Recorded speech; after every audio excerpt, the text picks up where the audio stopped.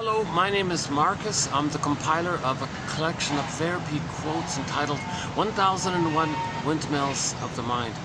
A collection of advanced self-help quotes taken from what's often called the psychodynamic or the psychoanalytic perspective, which long ago, as I understand it, was referred to by some as philosophical medicine or narrative medicine, helping one to find their story, to know themselves, their narrative truth, helping one to be their own psychological detective, existential detective.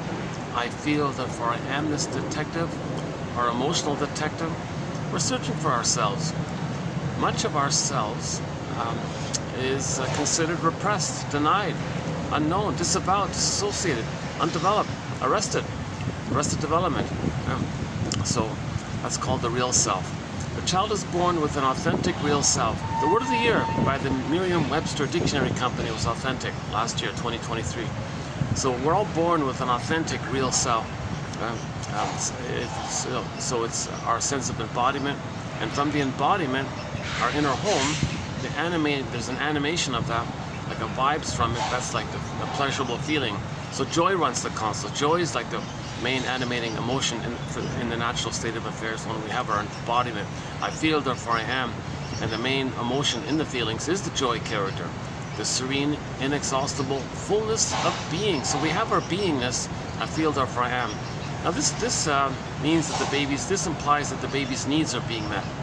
If the baby's needs aren't being met for his identity, okay, the golden ball, the feelings, the radiance, the vibrancy of the feeling, down the well.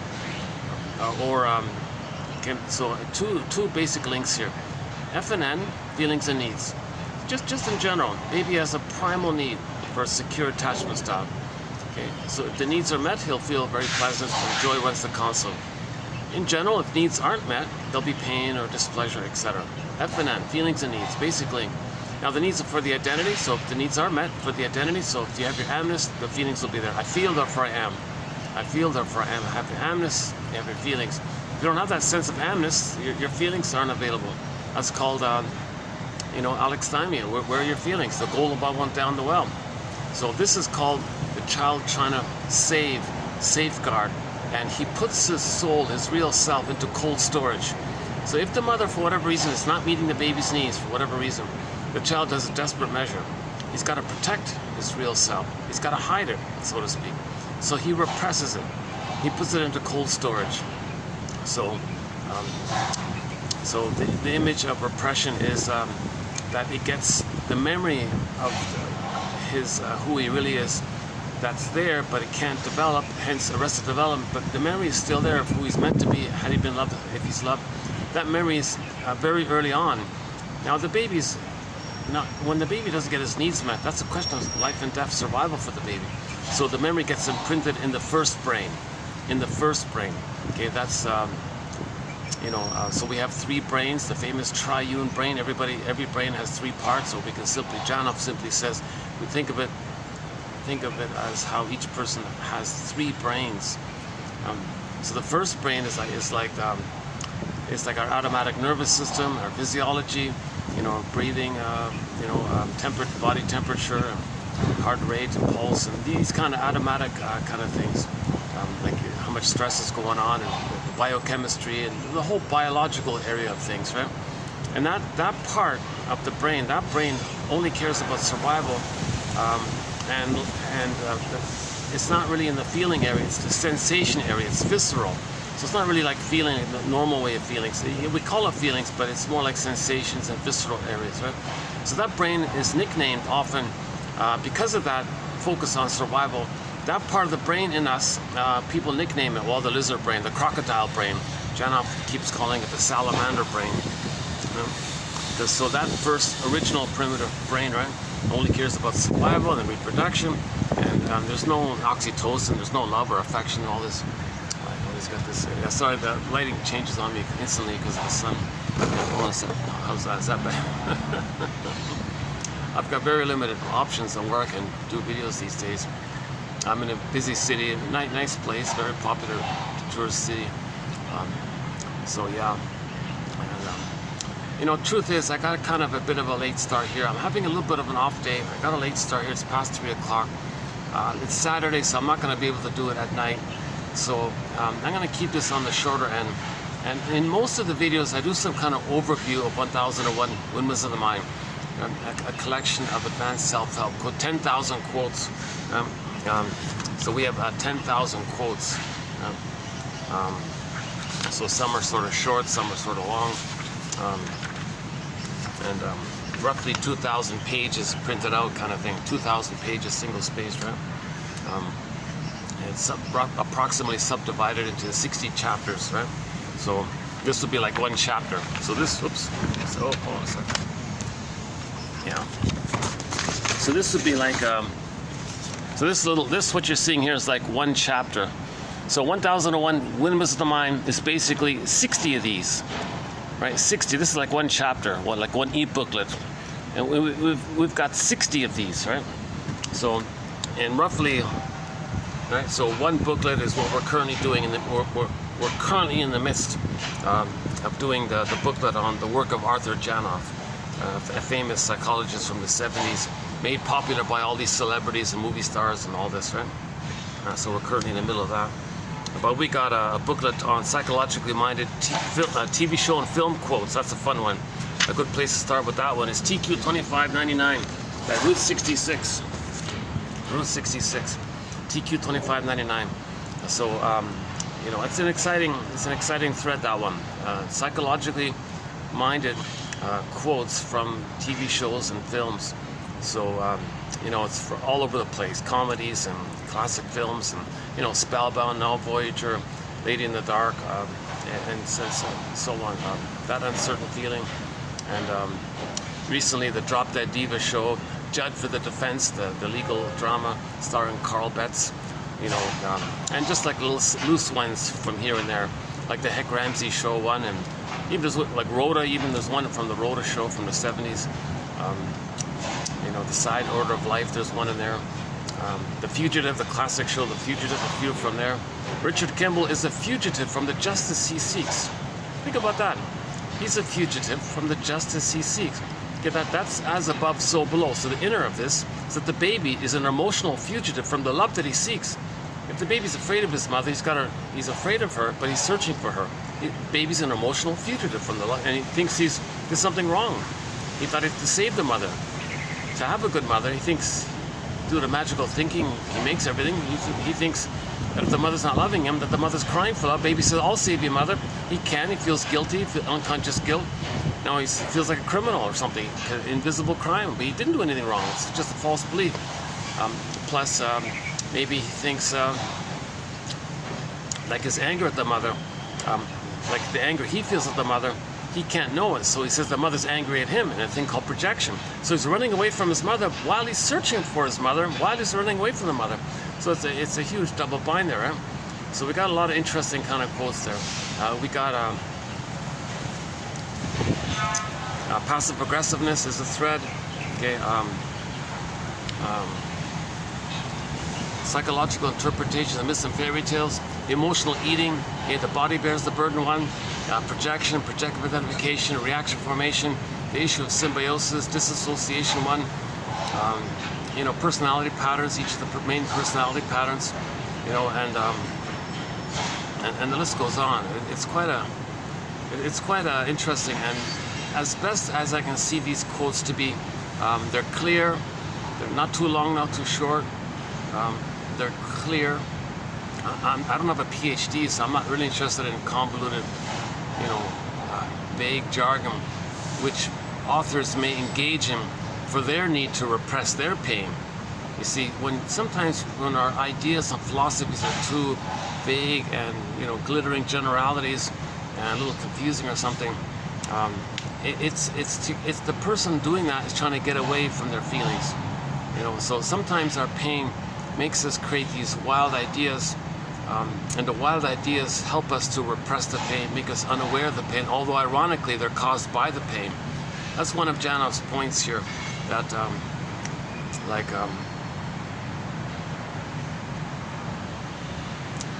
oh my God, yeah, hang on a sec.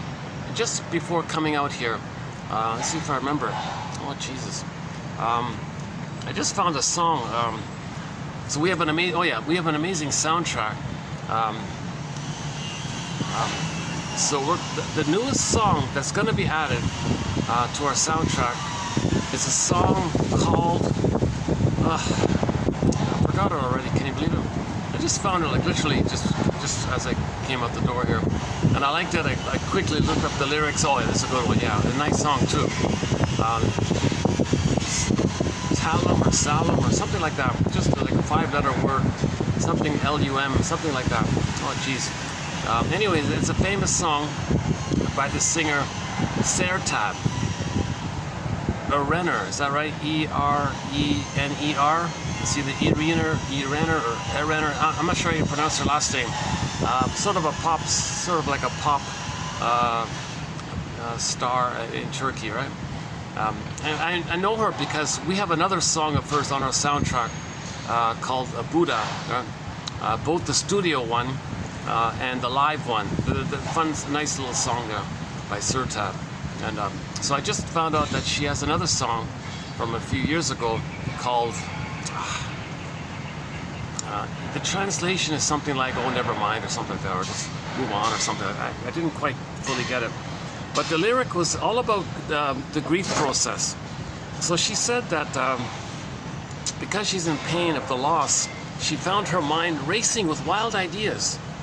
Oh, that's exactly what we're currently talking about.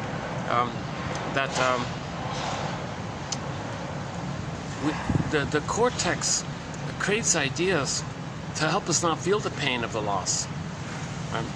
So that's one of the functions, one of the purposes of the cortex, the new brain. We have 3 brains, right?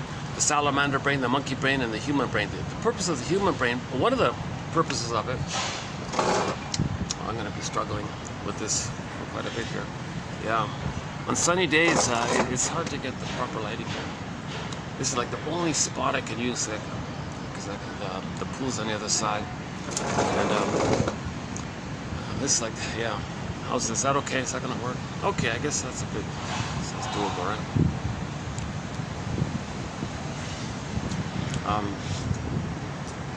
Like think about people in pain, right? They turn on the TV and there's a packaged belief. Oh, you'll be saved. You know, send us money, you'll be saved, or something like that. So the belief you either adopt or create. The belief fills in. It's like a stopgap to buffer you to not feel the pain. At the same time, the belief was manufactured by the pain. It reveals and conceals at the same time, right? So that's an interesting point. And we've got, if you go to the past 20 videos, throughout the past 20 videos, sort of scattered. If you click around for the past 20 videos, beginning at 27:45 up to 27:64, if you scatter around those 20 videos that we just did, the work of Janov, you'll find those quotes about that. They come from the book called Beyond Belief, his final book, written at the age of 92, just a year before he passed away. A very good book, and he focused the whole thing on this point. He talks about the cults and the religious things and all this, and that one of the purposes of our new brain, our cortex, it's to help us numb the pain. So we create ideas to do so. Maybe I'll just skim a couple. Let's just quickly do a couple, so you know what I'm talking about here. Okay, hold on a sec. Okay, let's dig up a couple here. Hold on a sec. I've got a wind issue here. Hold on a sec. Wait, let me get some kind of a prop here. Hold on a sec. Let me get some kind of a... Do I have any kind of paperweight here or something?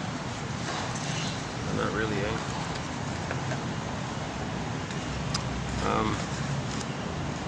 Hey, maybe I can use the battery pack. Yeah, hold on a second. Oh, that should do it. The coffee should do it. Is that right? Yeah, that should do it. All right. Okay, let's just see if we can find a couple of these. So, the pain is dispersed into ideas, giving it force and tenacity. So, it's hard to question people's ideas and beliefs because they're there to quell the pain, right? So if you do if you do question a person's, beliefs and rationalizations and excuses and lies and all this and fantasies and all this, it's hard to do because you're dealing with their whole traumatic history here. So the belief systems, right? So when you face the pain behind it, these belief systems will evaporate by themselves, kind of thing. So here's the part of it here. So we have 3 brains, right? So the crocodile brain and the chimpanzee brain, it's sort of like the right side, right? The sensation. So just quickly again. So the first brain is the sensations, the visceral thing. Okay, survival, like the crocodile. No warmth, like no oxytocin, no play, no mourning, like no joy or pleasure or sadness, no loss, no empathy, no. It's just the cold-blooded survival and reproduction, right? So that's this. Then you got the middle one. That's mainly us, right? We're mammals, right? Hominids. We share a lot with the whole mammal area, right?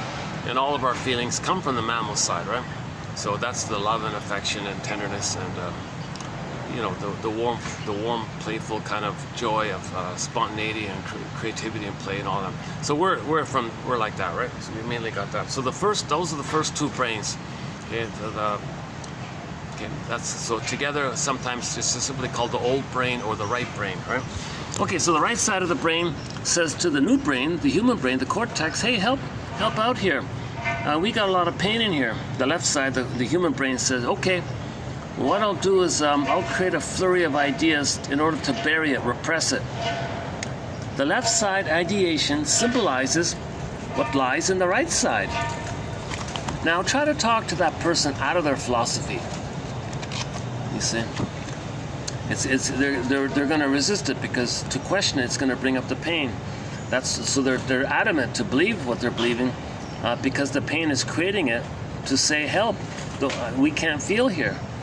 So the left side creates ideas that reflect, however obtuse, the feelings on the right side, even when the left side has no idea what is exactly on the right side. Ideas reflect feelings, right?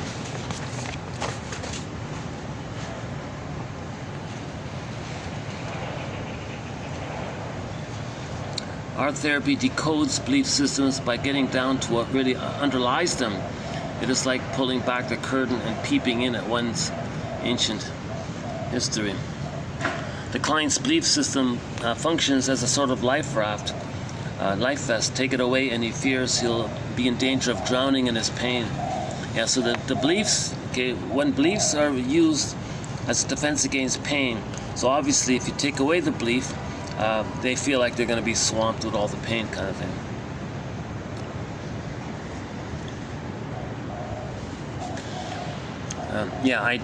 Ideas numb us. See, ideas trigger endorphins with the pain thing. So, so that's why ideas have a lot in common with, cookies and cigarettes and etc. and ice cream and whatever, substances, right? So ideas have the force of actual substances, and when these ideas are challenged, the person is in danger of a withdrawal symptom. Ideas are in fact chemical painkillers in the brain, right? If you believe one day you're going to be saved by some powerful entity in the sky who loves you, someone, okay, your salvation, all these kinds of things, well, if you take that away, you're gonna have a withdrawal symptom because you're dependent on it to quell the pain, to numb the pain. And it is possible to become addicted to these ideas, hence the idea of opiate, the opiate thing, opiate of the people kind of thing. Now again, we're only taught whenever we make any references to religion, it's only in the context of religion is being used as a tool of the pillage and the plunder system. Oh, I hear some flapping here. Hold on a second. The birds are out. No one is going to let you take away their fix. Voluntarily. That is why it is urgent that they join other like-minded souls. So now we understand why someone can give up, alcohol and find quote-unquote God or a belief, right? Both have the same effect in the brain. Once the idea encompasses the fact that we are saved, that we don't have to die, that we live on in one fashion or another, that we are absolved of our sins, and that we are not alone, etc. Okay, this idea will release the secretion of. Okay, I got the pages out of order here. The secretion of painkillers, I think it is. Okay, so let's just leave it there. Yeah, that's just part of it. So once again, whenever we make reference to religion, it's only in the context of when religion is being used as a tool of the pillage and the plunder to keep people. So religion is sometimes used to block healing, to prevent healing, to stop healing, because people are healed and they feel for others. So religion, in that case, they don't want you to know your feelings. They want you to repress, so you don't care about other people's feelings. If you don't know your feelings, you're not going to know other people's feelings. Inside out, as above, so below. So they want to.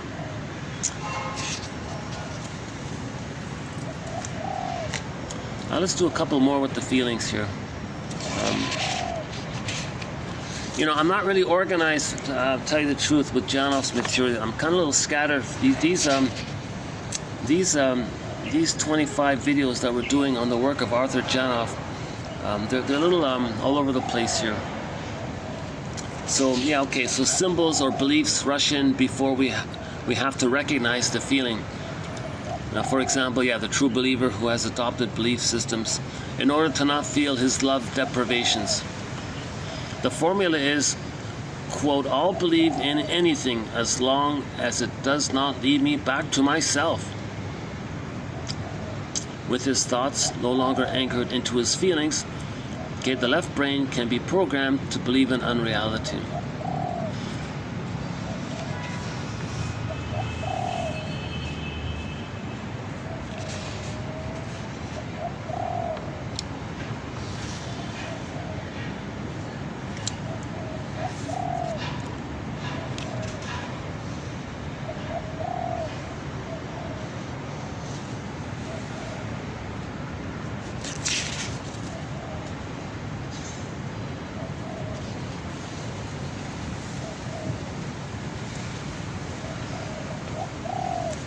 We feel long before we have ideas. Feelings precede ideas in evolution.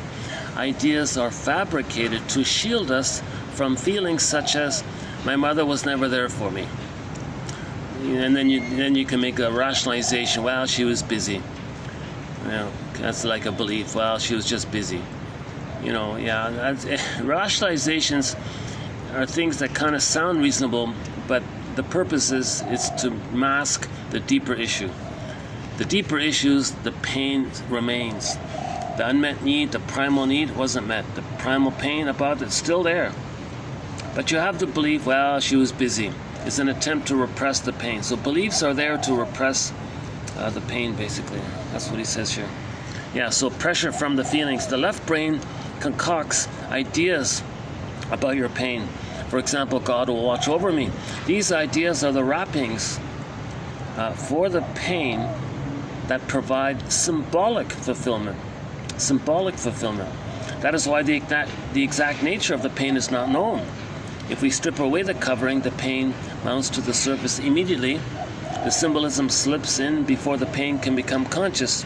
Its function is defense. Right? So the belief is search for symbolic love, symbolic mother. So most of these beliefs are searching for the old unmet need from childhood. We can't get mother's love anymore past the critical period, so we're just searching for symbols of it. It's a disappointment, but the hope is there, and the hope means you trigger the connection. There's a serotonin, but there's a disappointment. That's the pain. Then when there's pain, there's endorphins. So there's like a cycle like that. That's sort of. I think that's sort of the main idea. I'm not a doctor, by the way. I'm not a shrink. I'm not a professor. I don't have a PhD or anything. I only have a BA. I'm the compiler of the quotes here. So you'll be hearing some mistakes here, and it's up to each viewer or listener to figure out what are the mistakes. They've got to figure it out on themselves, kind of thing. Yeah. So I've been using Robert Bly's line throughout the series.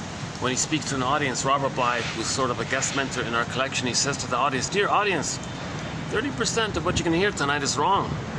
It's up to you to figure out which 30%." So I've been saying that all along here. But in the current batch of videos that we're doing, it's not 30%, it's 50%. This is a whole new area. The brain's response to trauma, sort of the biology of trauma kind of thing. So just quickly, somebody called Janov. Oh, so what are we talking about here? So 1970, a guy wrote a book called Primal Scream, and people got very excited about it. Instant bestseller, 1 million copies right away. People flew all around the world.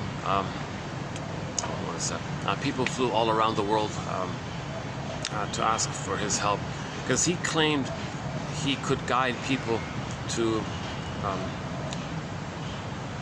get to that frozen place in their memory system where they were frozen in trauma, and give themselves the current ability to complete what was incomplete. So that, for example, the child clenched up. He was afraid. He couldn't breathe properly. Well, now there's room on the oxygen, right? So his theory is, well, if you're aware of your present, and you can at the same time have your feelings back to, okay, the middle brain's the feelings, but the mystery with him is then the pre-verbal place, the survival place, that's like the shaking off thing, you know. So you see it on YouTube, right? The animals plays dead and all this. He's stiff and all this, and the lion goes away, and then he somehow shakes it up and stands up and he's fine, kind of thing. Well, humans don't shake it off. We stay frozen like that. We stay like numb, quote unquote, play dead kind of thing. Like we're sleepwalking through life, that's the endorphins. It's not quite like that, but similar parallel, I guess. So he claims that people can be guided gently. You don't push it, just gently, and do it bit by bit to be aware that there's oxygen in the room while you're experiencing that time in the birth canal when you had a near-death experience and you couldn't breathe properly and you froze up in your emotionality. So if you can get back to that place and you click in there, your system will do this, what he calls locomotive breathing. 30 minutes of long, deep, heavy breathing. It's not hyperventilation if you click there. If you miss it, it's hyperventilation, he says. But if you click there, you do this 30 minutes of long, deep breathing, and maybe even there's like some shaking, like the deer or whatever, or the impala or the gazelle or so. These, so that's sort of he had a huge kind of promise like that. So everyone flocked there, and a lot of confusion because there were a lot of spin-offs from it, and those were money makers, and they didn't make people conscious. They just did a little drama, or just beat the pillow or something. No, you're blowing off steam because you feel pain around your fear of feelings, and that builds up steam. That doesn't express your feelings. The trick is you got to really express your feelings. That's the healing. If you're not expressing your feelings, there's pain, and from the pain of that, there's a kind of a tension that builds up, and then people want to blow off steam. So these scam, they call them mock therapy or pseudo therapy. These weekend workshops, these quick weekend seminar kind of things. So there's a whole flood of them in the 70s, and then apparently a lot of people, it was useless, or people were confused. Maybe actors wanted to see if they can be better actors by this. So the whole thing got mucked up like this. So his approach kind of lost popularity quickly, I think. And I also thought nothing of him until about a month ago I heard an interview with him and realized that he wrote a lot of books, not just that first one in 1970. He wrote 16 books post that time. And there's some good stuff in there, which we've been including here.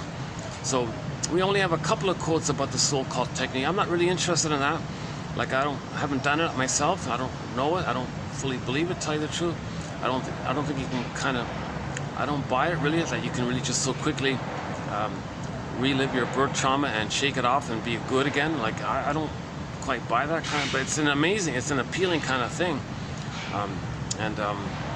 Yeah, celebrities are very excited about it, and a lot of amazing endorsements and all these testimonials. I don't know if they're true or not. So so he's talking about grief. So Janev's talking about how do we grieve the loss of not getting our needs met. So we had a primal need for secure attachment style, safety with the mother, rhythm of safety with the mother, and all the needs with the mother for the first during the critical period, and that wasn't met. That's a huge loss not to get a loving mother kind of thing, and we froze up because of that, and we're stuck with this frozen feeling of where's my feelings. So the feelings get frozen. It's called alexithymia, emotional hypothermia, emotional coma, emotional catatonia. So the image is the frozen woolly mammoth, etc. This thing's gonna blow. My papers are gonna blow away here. I gotta find a rock or something. Let's try this.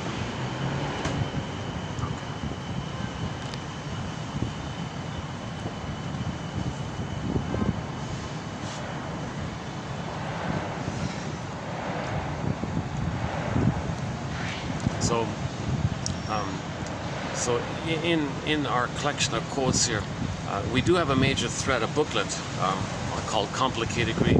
And it's nothing, there's no pushing at all. It's let nature's the healer. All we can do is just communicate to ourselves that we want to be healed by being curious. So that's what these 10,000 quotes are, an expression of our curiosity to say what's going on. I want to know myself.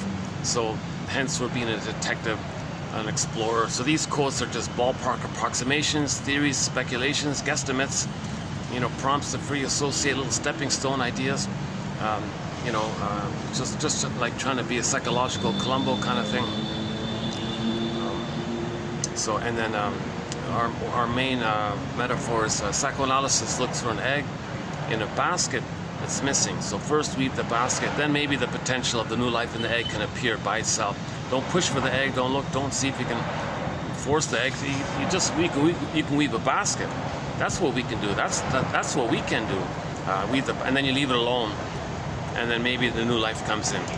And so ultimately, these quotes are cognitive insights, just interesting ideas. It's not going to heal anybody really, but it may lead to it though. It's like part A towards it, because the interesting ideas.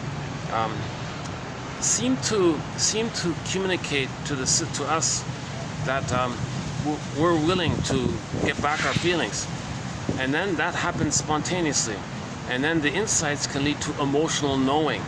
So we want that kind of transition from cognitive insight to emotional knowing. So the image for this is that the firebird in one fairy tale, the firebird appears in the forest. The protagonist hops on the back of the firebird and rides the firebird, this vibrant firebird, full of feeling and fiery and vibrant colors and all this, and the golds and yellows and reds and all these beautiful vibrant colors. So the image is, and you're riding it, means you're feeling it up from your unconscious to the conscious, and you're aware of it. That's emotional knowing. But to get the firebird, maybe he was an egg, but the egg needs a basket. So first we have a basket. Similar metaphor is in The Wizard of Oz. In trauma, the child doesn't know what's going on. That's the scarecrow. When the baby's traumatized, he doesn't have a clue what's going on. The scarecrow has no brain. In childhood trauma, child's not going to have that experience of having been loved to reach the place of a psychological birth, which gives him some kind of consciousness of his uniqueness, which when expressed gives a person pleasure and a path with heart and loving life kind of thing. Okay, so, and that's everything's love or a cry for love. So if the child didn't get that his needs met to reach that place of age 3 approximately, where he can express his uniqueness and all this, which gives him the pleasure and the joy and so on, then he's missing that loving life path with heart. That's the Tin Man looking for a heart. Remember the Tin Man looking for a heart? So the scarecrow and the Tin Man being like that means the person feels kind of disembodied. That's the cowardly lion off in another place. Hold on a second. How's that? Is that a little better? I wonder if I get the flowers. Yeah, they're nice to get the flowers in. Yeah.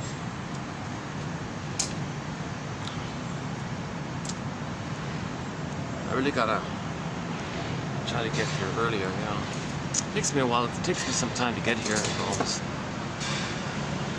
prepare the quotes and everything. Go to the print, get it printed out and things like that.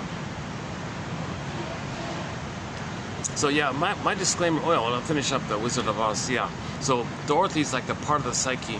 Okay, back up a sec. Myths and fairy tales are metaphors for inner dynamics. They're true on the inside. Every character in a myth or fairy tale is some personification of some inner element belonging to the mind of a person. So it's like a dream. It's all from one mind kind of thing. They're not separate outer characters. Myths and fairy tales, like dreams, are true on the inside, not on the outside. So Dorothy's like a part of the system, part of the mind that's trying to heal things, line things up kind of thing, right? So if we're wounded, nature makes us want this innate drive for healing. So Dorothy's like the expression of this effort to heal. So Dorothy was trying to line the characters up and line things up kind of thing and get them all connected kind of thing, right? Or similarly, we can kind of say maybe like step back and like be like Dorothy and recognize that if a person feels disembodied, Kristen Wilson's line is, if you're not in your body, you're not making sense, literally. And it's disembodied discourse that causes neurosis and problems and dysfunctions, and if you recognize that you don't have a path with heart, you're not living life, okay, it's a tin man, then okay, first things first, okay, give the scarecrow a brain. So these 10,000 quotes we have here are an attempt to give the scarecrow a brain, okay, some knowledge, some ideas, and all this. It's yeah. Another metaphor is these 10,000 quotes are helping us to know what's going on. So in the unconscious, we don't see it, so it's dark. So the metaphor is these quotes are like a lantern, or these quotes give us night vision, so we can see and identify aspects of ourselves that we don't know. So a lot of us is unknown to us. Stranger within, the second self, the secret self, the shadow soul. It's the one who, the unconscious self, the second self, the double self. In literature, it's a double self. It's the double self. It's the one who walks with you, who's not like you, who is you. Someone's living my life, I know nothing about him. Okay, so this means that yes, we still develop and get 10 PhDs and 10 medals and 10 awards and all this.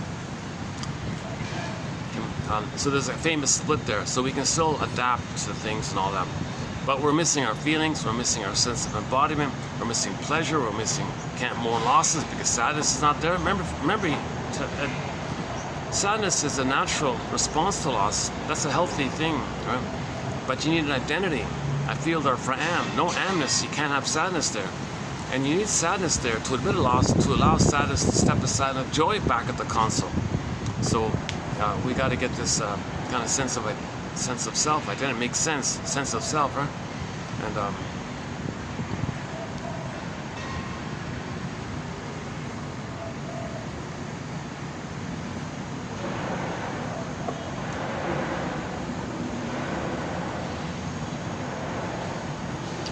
you know why my thought, I had like a quick little thought here. That's why I got off track here. Before I forget, another thing just before coming out here, I just saw like a half a second of it or something, just like a headline or something. I just saw a headline this morning, and apparently some gajillionaire or something wants to create some kind of private, what do you call it? Athletes on drugs games. Can you believe it? Like in the Olympics, everybody's natural, and we love that. It's healthy. Like Olympic stars means they didn't get birth trauma. If a person had birth trauma, you're not going to be an athlete. You'll be out of breath quickly. You won't be coordinated, okay? And you won't be coordinated. So we love dancers and athletes because they didn't get birth trauma. So a lot of us have prenatal trauma and birth trauma. So we don't have our full, embodied, full health and our coordination and our physiology and all this. So in the Olympics, these people, I would say generally, my impression is none of them have prenatal trauma or birth trauma. We're not talking about personality issues. That's a separate topic here, about the relationship. We're talking about the physiological area of what went down in the uterus and at birth and shortly afterwards, and the critical, that sort of earlier time, right? And so I think we kind of like people who are healthy and seeing that, because we were meant to be healthy. So they're like a proxy expression of our missed health, So the good dancers coordinated. Gee, we're meant to be coordinated, but with birth trauma, things are all the set points are all whack, and there's too much stress here, and not enough cortisol there, and the physiology is affected, and we can't dance or something, or if there's oxygen deprivation in the uterus and at birth, we'd be out of breath easily, so we couldn't run the marathon or those kind of things, or run a race or something, or do any kind of extended sports or something. So you need good breathing, you need coordination, and all this. So I think that's part of the reason we like Olympics. Of course, a lot of other psychological factors of this. Yeah, I was funny because when I saw the news item, I thought, oh my God, we don't have a threat. We don't have a threat on the psychoanalysis of sports. But that clip I saw today reminded me, okay, maybe we got to start this.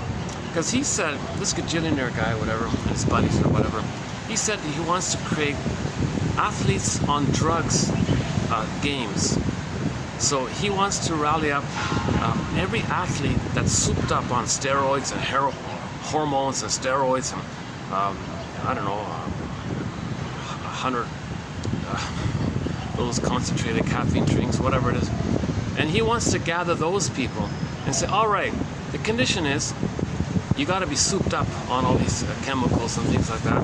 And we want to do a kind of a, I don't want to say freak show or something, but one of the comments I saw, was like, is this going to be a freak show or some kind of perverse freak show or something?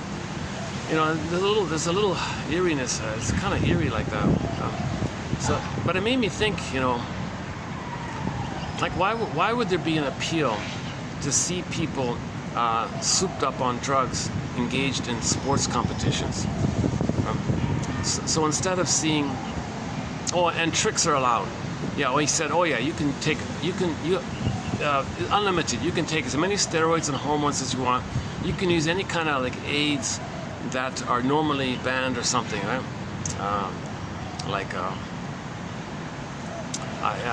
The example was some swimsuits eliminate friction, so it gives people like an advantage when they're swimming. With a special swimsuit, if there's no friction, the swimmer can go more smooth, can swim more quickly through the water because there's no friction. This special high-tech suit that allows that. And then they banned it because it's not fair, because everybody else is dealing with normal friction, and then you don't have friction. This kind of confuses things. Oh no! If you want to use high-tech swimsuits that eliminate friction, that makes you go faster, fine. So he said next year there's going to be this kind of drugs, steroids Olympics or drugs Olympics. I don't know what the thing is called. The steroid Olympics on drugs or something. The Olympics on steroids, is that it? Is that what it's going to be? The Olympics on steroids? Jesus Christ. So I thought, okay, we gotta look into this issue here of psychoanalysis of drugs, because why would someone be interested in that? So it kind of ties in with Janov's material. Another part of Janov's. So I'm currently talking about the beliefs idea, and beliefs can trigger endorphins. Now, beliefs can trigger endorphins, and obviously stimulants can take endorphins, like the caffeine can, or the cigarette, or ice cream can release biochemistry within, right? So both beliefs and the substances release painkillers and all this. So my guess is if people are going to be interested in this quote-unquote freak show or something, the appeal might be that all these revved up steroid characters and all this, they have found a way to engage in massive repression of massive pain. So they're numb. They're pretty numb, obviously, right? They're not feeling the pain when you take substances, and you trick your brain's pharmacy to release endorphins and serotonin and dopamine and all these so-called happy chemicals, right? So you're releasing all these happy chemicals because underneath you're not happy. You're not happy underneath. With trauma, the baby's not happy. So you're looking to release chemicals to trick the happy chemicals, because you don't have the natural memory circuits of having been loved by the mother. So it's kind of like the trauma games. No, that's not right. That's not right. Hang on. Let's give this some thought here.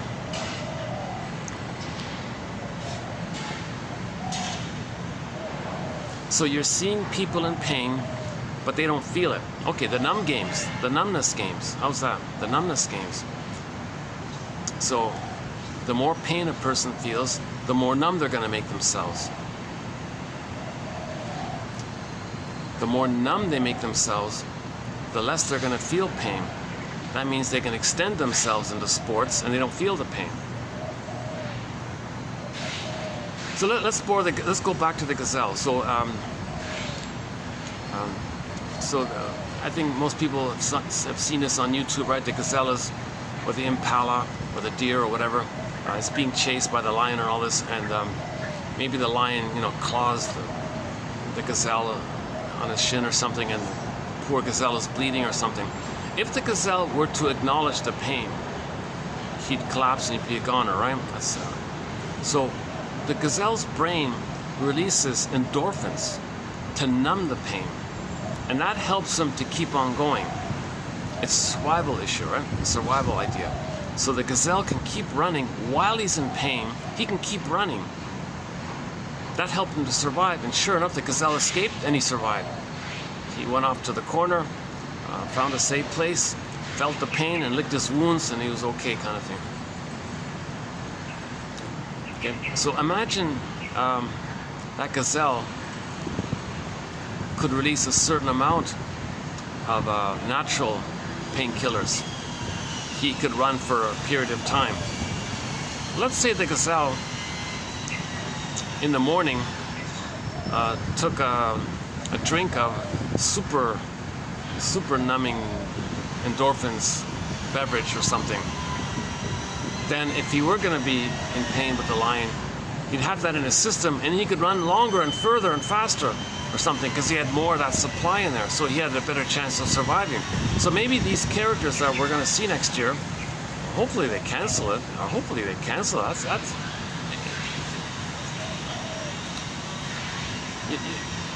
you're encouraging and promoting pain and pain relief. Like you're making people numb. You're promoting let's call it the lobotomy games. The lobotomy games. Because you keep doing this kind of numbing thing. You're not going to feel anymore. Then you don't feel yourself. You don't know your inner life. That means you're numb to others, and you don't have empathy for others. You don't recognize the feelings of others. You don't care about others. You don't care about yourself. As above, so below, inside out. So we're going in the wrong direction to create the steroids Olympics or something, or the Olympics on steroids, or whatever it's going to be called. I didn't read the whole article. I was like in a kind of a rush to get going, and I got kind of a little bit late here. Yeah, that's why I've in this video I've skipped my usual 1 hour, 2 hour introduction to 1001 Whims of the Mind. So can I refer anyone who would like that kind of general perspective of repetition, compulsion, and transference, and the stingers and the clingers, and the beliefs of the stingers, and that whole kind of area. It takes at least a good hour to kind of do a decent job with it. That's offered in any of the other videos, in most of the other videos. Chances are, if you click another video for the past year and a bit, you'll find it there usually. And 9 times out of 10, it'll be in there. Today, no. Today, I feel like I'm kind of in a rush or something.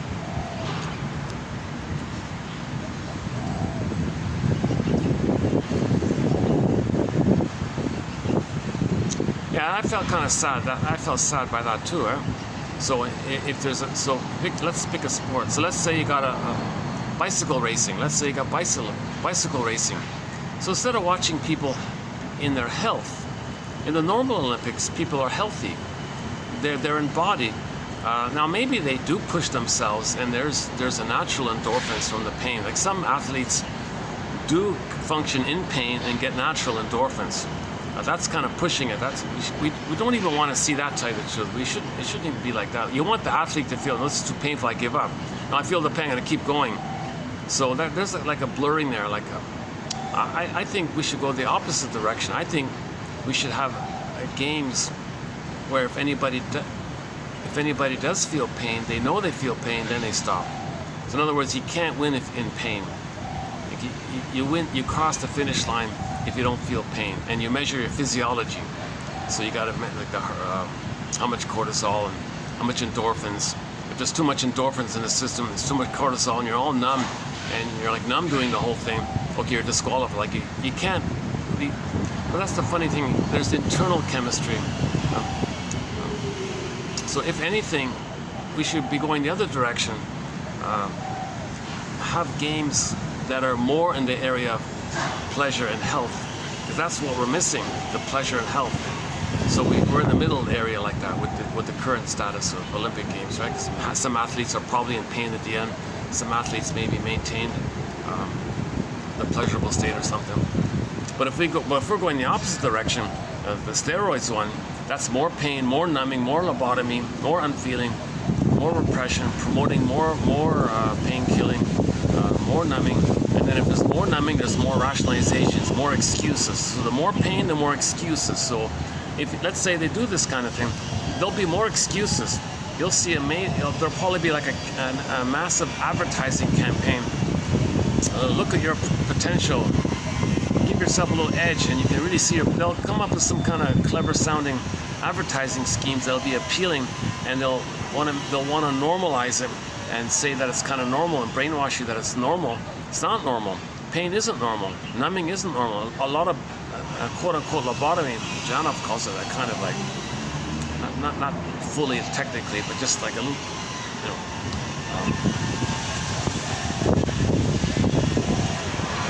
Oh, glad we got the breeze finally here. Yeah, great. Got the stuff. Oh, you're hearing the wind. You might not be hearing me too well because the camera picks up the wind on the phone here. Hopefully you're still hearing me. Oh, we were talking about the beliefs one, right? See, another thing about the steroids Olympics or something, it's gonna mean that those are people who were traumatized. Put it that way. So the regular Olympics, generally speaking, they weren't traumatized. So there's a pleasure there. There's a natural pleasure. Right? So we love seeing things in nature that are natural. Right? Like these leaves here and the flowers, you know, they become what they're meant to become. Like we see a bird flying around, that he became what he's meant to become. So there's a pleasure in what's called individuation, when someone becomes what they're meant to become. Now, if a baby's traumatized and the set points of cortisol are elevated in the brain, see the last video about that, this about the set points, and he's born with PTSD already. So the set points are very high already. So that he's already at an elevated set point where he's born with PTSD. And now you want to take all those characters who are born with PTSD, okay, and then who maintain it with drugs and all this, and steroids and hormones and all this, and they're maintaining that set level, because that's their set level, right? And you want to celebrate that and glorify that, and like supposed to admire that. Like, it's perverse. Let's call it the perverse games. Let's call it the perverse games, the perversion games, the games of perversion. I'm not insulting the people who are traumatized.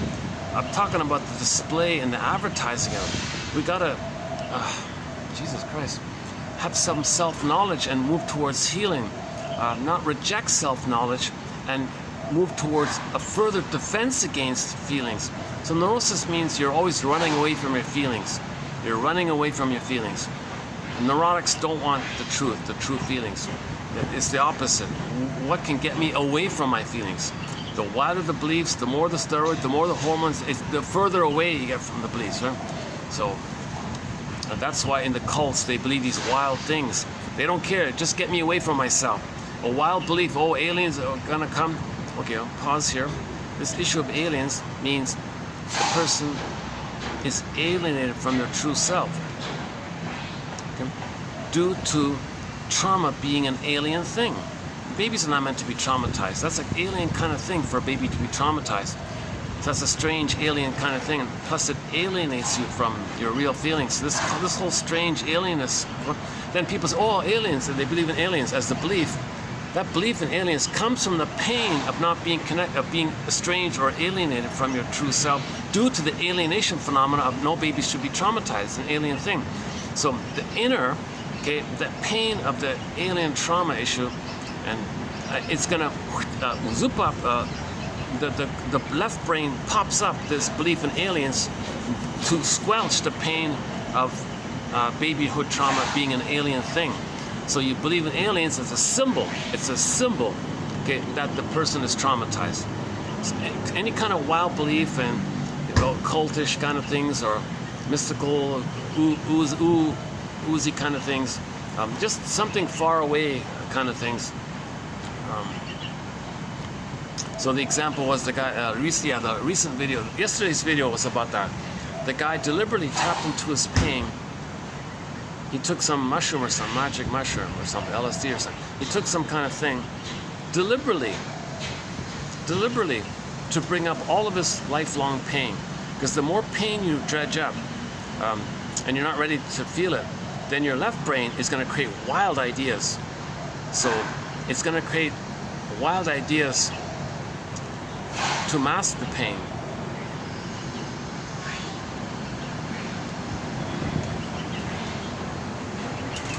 Oh,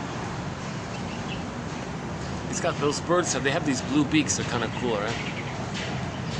Interesting bird. They got the gray kind of feathers on the front, on the surface, but when they fly underneath, on the underside of the feathers, it's this vibrant black and white feathers underneath, and they got this shiny blue beak kind of thing. Funny bird.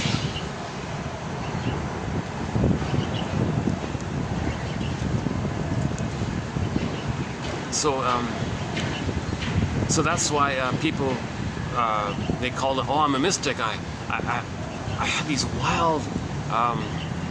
So we'll go off on some impressionistic feeling of some kind of blissful feeling. So it seems to be they're creating the blissful oneness that they had in the uterus. It seems to be that they're regressing to the blissful oneness of the uterus, the safety in the uterus. So if they feel so much pain, they want to get back there. So the brain creates some kind of imaginings, oozy imaginings, to get you to re-experience that blissful feeling you had once upon a time. So you're transferring, or you're triggering up that old blissful feeling, but you forgot, you don't remember it, but you experienced it. So the brain creates some kind of wild ideas or imaginings or something, you know, and you say, and you describe it, a higher consciousness, or cosmic oneness, or some outer worldly, magical, spiritual, and you go off a mystical, and you go on and he calls himself a mystic, you know, and he could start like a cult. If you, God, you know, someone spoke to me. I felt it. I discovered it. Follow me. Send me. You know, I'll help you experience it. All he did was remove his own endogenous inner endorphins. So the pain is, baby feels pain. His own brain sends him endorphins. John was saying that the mushrooms or whatever, you bypass it, you scoop it aside, and then all the pain floods up. That's too much to process. You can't shake that off. It's too much. It's called spiritual bypassing. So whenever there's too much pain, we create ideas to numb the pain, to quell the pain, right? So I imagine if they do these steroid Olympics or whatever they call it, there's a lot of pain embedded in this. So there'll be a lot of propaganda and advertising to try to normalize it, to rationalize it, to join the club, and they'll, you know,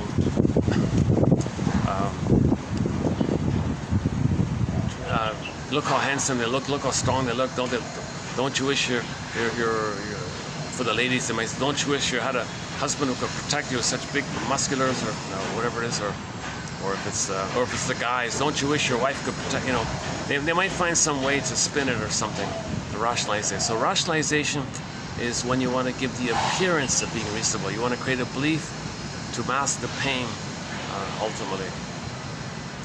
Yeah, I'm really just guessing here. This is my first sort of guess around. I'll update this.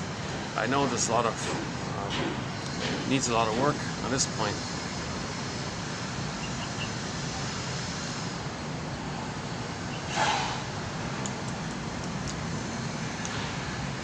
So the simple example is somebody stubs their toe, they feel pain, and then whoosh, they get a numbing feeling.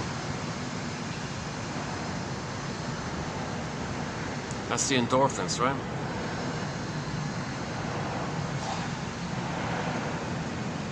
Now, if they're numb, they can do more stuff. They can do more sports because they feel numb all the time. So if you're going to watch the steroid Olympics, you're looking at a lot of numb people, basically. So why would there be a fascination with that? Because maybe that externalizes how we feel numb inside.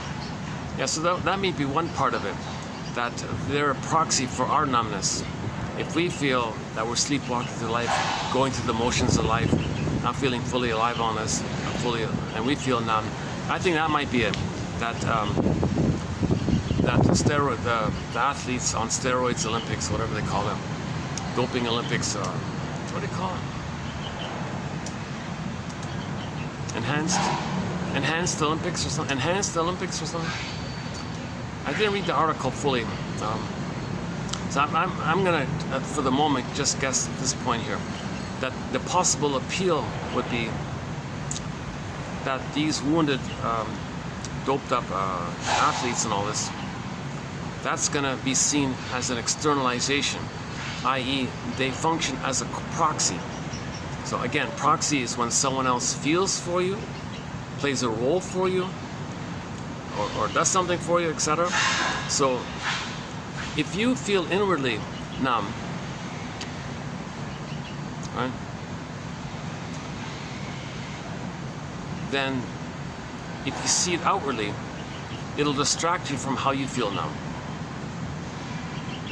Because they're feeling your numbness for you in your fantasy. Okay, so you vicariously get away from your numbness because they're numb. Plus they're competing, so that they're chasing for a prize. There's dopamine, so there's a pseudo-aliveness. Plus you're going to get a prize, so they get money. So there's this, this issue if you get money, you feel safe, you get serotonin, and you get status. That fuels your narcissism if you get status and if you win and all this. So there'll be a lot of secondary elements to it, but maybe the primary element would be that if someone else is expressing your pain, you don't feel your pain. If the enhanced athletes, if the steroid athletes are on TV screen and they're a display of pain, it's numbed, of course. That distracts you from your pain numbing. So it gets you away from yourself, kind of thing. You get a break from feeling pain numb yourself. Okay, we're still okay. Let's check the time. Okay, 4 o'clock. I've only got less than 2 hours here.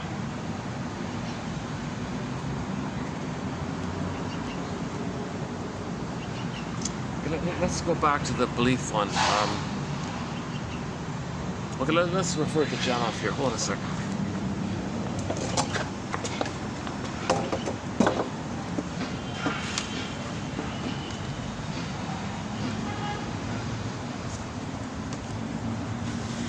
So what does Janoff say here?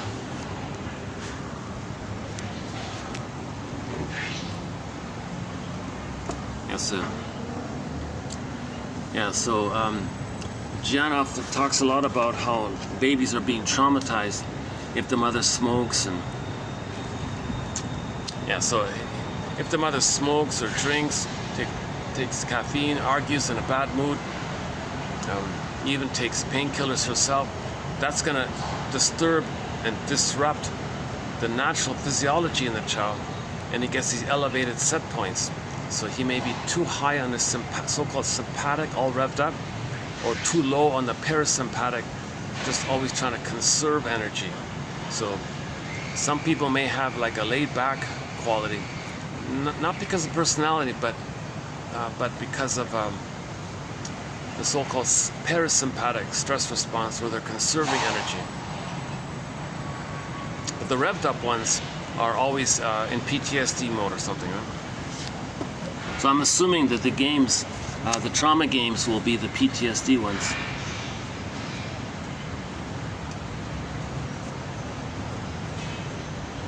Early trauma, including pre-birth trauma, alters serotonin and other neurotransmitter levels in the brain.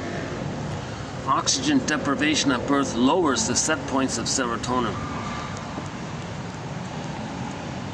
So if the mother smokes while pregnant, he's not getting enough oxygen. He's not safe. His serotonin is too low, his stress is too high. So he might be a candidate for the steroid games or whatever.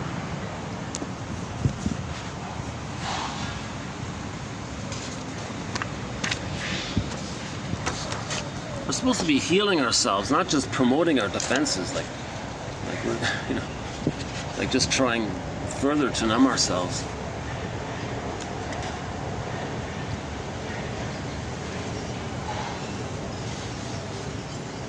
Let's do the beliefs one here. Hold on a sec here. In the book Prisoners of Pain by Arthur Janoff, Janoff offers convincing evidence that emotional pain and physical pain are basically processed in the same way by the nervous system. When there is too much pain, repression has to occur.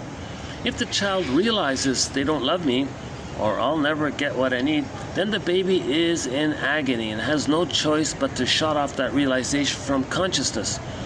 Too much electrical stimulation in the brain automatically triggers the production of more endorphins. Yeah, so what do we call it? The endorphins games. People, let's call it the pain game. No. Let's call it the resistance to feeling games. The biopsychological defense against feeling games. The denial games, how about that? Denying yourself, denying your wounds, denying that you're traumatized. Let's call it the denial games. I'm in denial. I wasn't unloved. My mother didn't hurt me. I'm in denial. I'm in denial. And you rev up. I'm in denial. And you're running and running. I'm in denial. I'm in denial. And you're in this. You're running from the love that you're seeking, hoping to get a prize that'll be symbolic, mother. It's disappointment. Let's call it the denial games.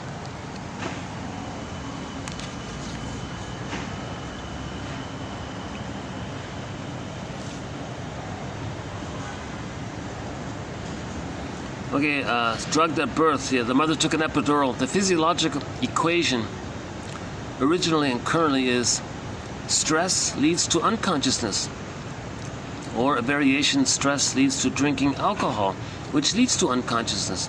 The original stress is a current imprinted memory. New events resonate with this memory and produce the same prototypic reaction. The prototypic controls behavior because it is the first memory of trauma and survival occurring in an early life and death situation. Yeah, the repetition compulsion games. Baby was in pain, they numbed it out.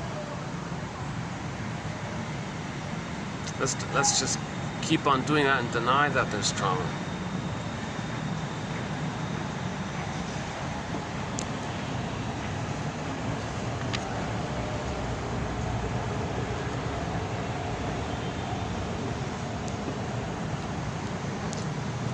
Okay, here's a quick, simple example about the monkey one.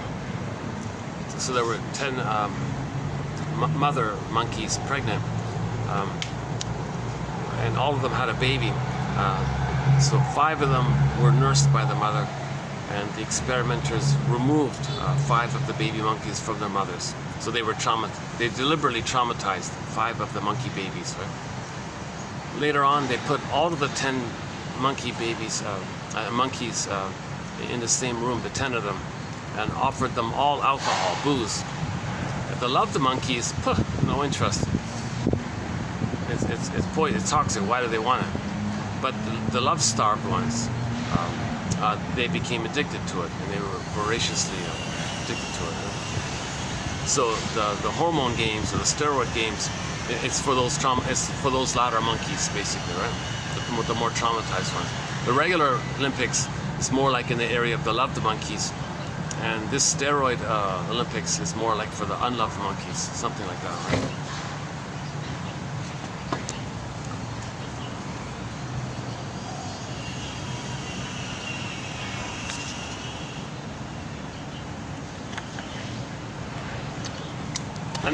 Okay, another one about the beliefs. If somebody's cynical, if their beliefs and attitudes and opinions are cynical, sardonic, dark humor, black humor, shaming humor, why is he so cynical? Why is he so pessimistic and all this? Well, don't think that.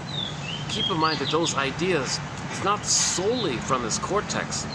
Okay? They're being cranked out from the limbic system of pain. So Mr. Pain inside is churning them out. Imagine like the emotional pain within primal pain. Create a character to personify that character, like a cartoon character, and he's churning out these bitter, sarcastic comments, these barbs, these insult terms, and he's got a dictionary of terms, of insult terms with him, and every time he cranks it, he spits out one of those insult terms. So pessimism is created by all this pain. So the beliefs reflect the pain, and the beliefs make that person in pain numb and unaware of the pain while he's saying these things that expresses the pain, unaware that his beliefs are caused by the pain, or he'll be cynical at the idea. Same sort of thing.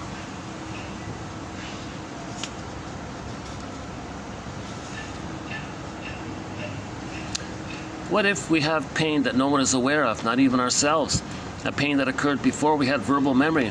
A pain laid down solely in terms of neurochemistry, without words.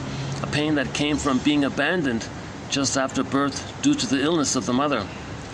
Ingrained here is a massive aloneness and terror, a helpless, hopeless feeling that cannot be articulated. If we now take painkillers, we may be known as an addict because we are trying to kill a pain that no one can recognize. Okay, we can call it the addict games, maybe. And paradoxically, it is those pains, those preverbal pains, the preverbal pains games. Maybe we can call it the preverbal pains games.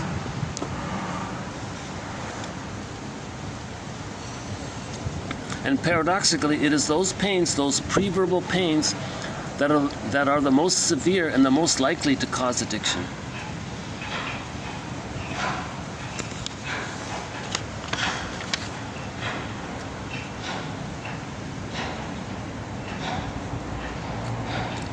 Very early touch is central to developing a healthy brain and person. Lack of love changes the chemicals in the brain and can eventually change the structure of that brain. Like the little sapling that has been warped in its childhood, the warped brain deviates thereafter.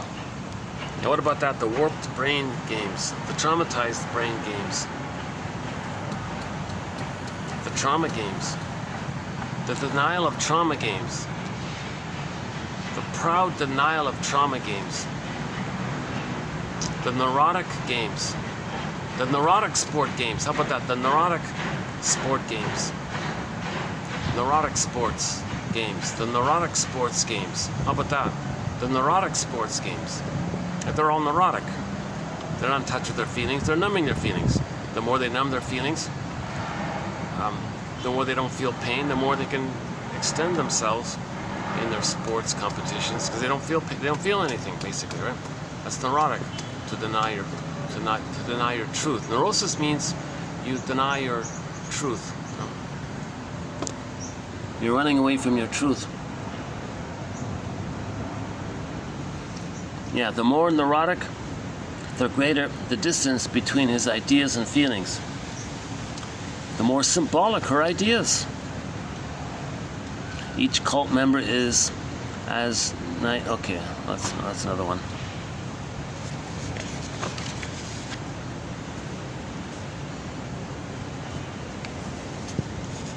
Neurotics are in a state of constant self-deception. Otherwise, they would be well. Okay, we can call it the self-deception games. So the regular Olympics is more like the wellness games generally. But this steroid games is going to be the more self-deception games. Denying feeling is what makes the neurotic act out symbolically.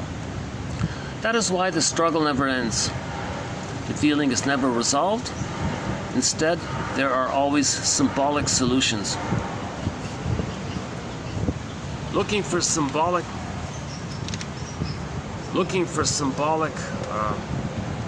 the grandiosity games, looking for symbolic love games,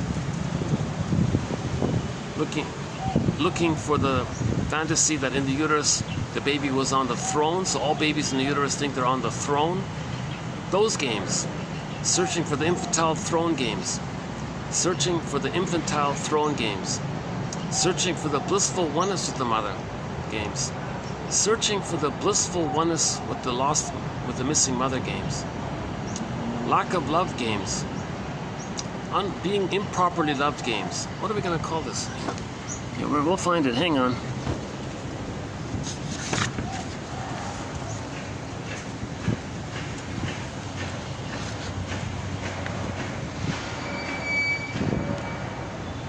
Acting out is an unconscious attempt to distance oneself from emotional pain. Yeah, so obviously they're acting out. It's not an expression of their natural state, obviously.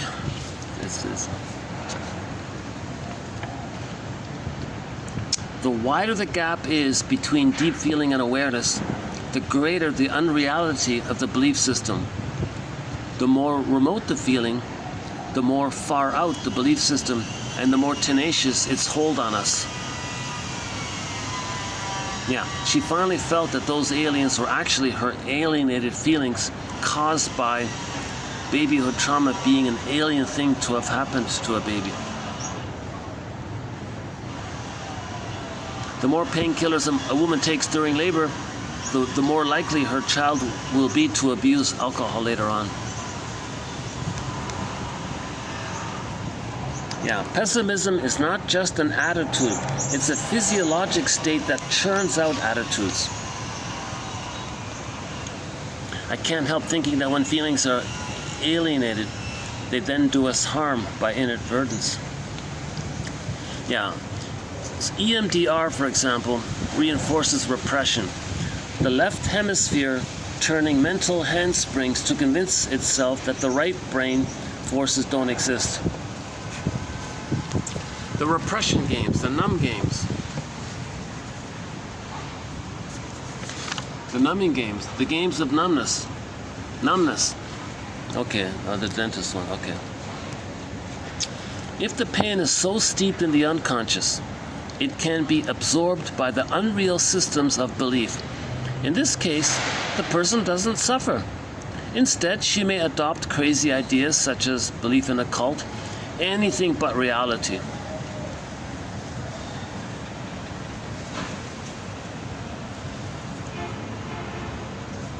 When pain is imprinted, the system may overstimulate the cortex. Yeah. So when there's too much pain, you overstimulate the left brain, the thinking, the idea, the left brain, the frontal cortex is the left brain, the new brain, the human brain.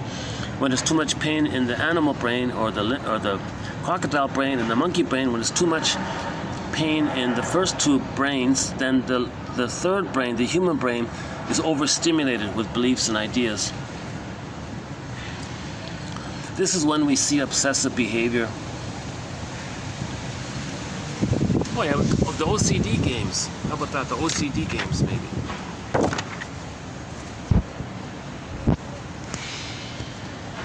Yeah, well, here it is here. When pain is imprinted, the system may overstimulate the frontal cortex. This is when we see obsessive compulsive behavior or phobias as the frontal area hurries to discharge the imprinted overload. Pain mobilizes the system, keeping it alert.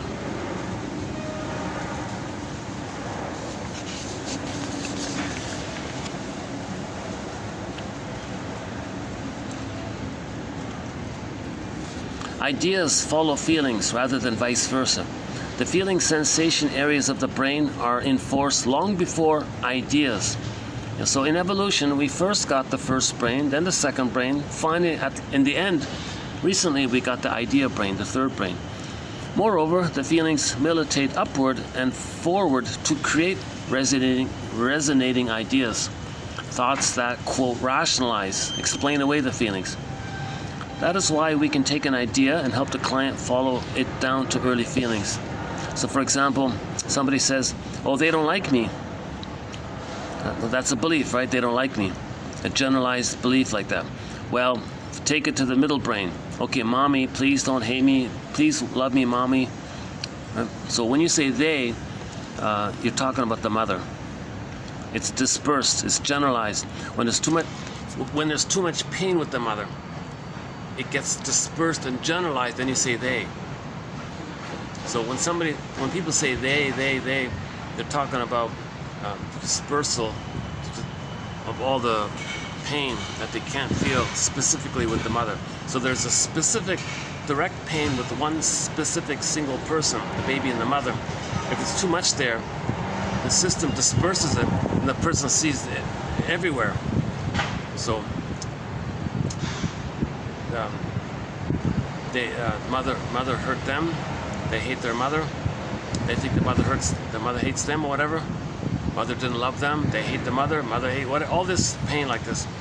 It's too much. So the whole thing gets dispersed, and they say, "Oh, they're no good," or they hate me. That's all a phenomena that beliefs fill in to deal with all the pain to the specific mother issue, right? Actually, you know what? Today, hang on. Our first, here's one. Yeah, like for example here, how the frontal cortex can take "Love me, mama, I feel so unloved," and twist it into "They really don't like me. They've got something against me." The "they" in his head really is mother who doesn't like him. It is so painful that it is generalized as they. Again, how the new brain, how the human brain, the third brain, can take, okay, "Mommy, love me, I feel so unloved, please love me." So the new brain, the third brain, takes that, "Love me, mommy, please love me, I feel so unloved," and twists it, okay, creates an idea, "They don't like me, they've got something against me." Like, whoa. So now he's got a "they" in his head, right? This "they" in his head is really the mother who didn't love him. It's so painful that it becomes generalized and dispersed into "they" as a defense to not feel the pain with the mother. And the baby needs to believe that the mother's loving to feel safe with her. So he's got to lie to himself as well. That's neurosis as well, right?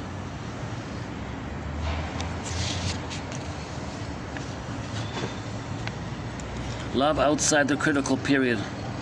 Love outside the critical period cannot make permanent changes in the neurobiological system. So addicted to substitute fulfillment. Addicted to substitute fulfillment. So the sports people, or any neurotic, all of us who are traumatized,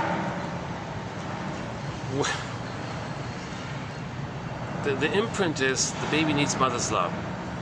Past the critical period, how can we look for mother's love? It's past that time.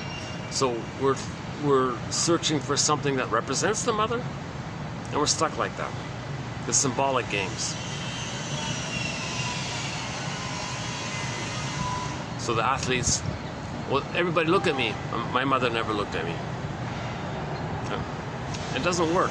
So if millions of people see the athletes, they weren't seen by the mother in the critical period, they still feel lonely and unseen. Past that critical period, it doesn't change the imprint. Right? Love outside the critical period cannot make permanent changes in the neurobiological system. Then you become addicted to substitute fulfillment. The client must eventually feel the lack of love she underwent in childhood. It is the pain of feeling no love that lifts repression. Okay, all of this symbolic chasing, okay, keeps unloved from being felt. Once the suffering is felt, the trauma loses its force. If there were any way that an imprint can be erased, quote unquote, it would be in bringing the trauma up to the new brain for integration.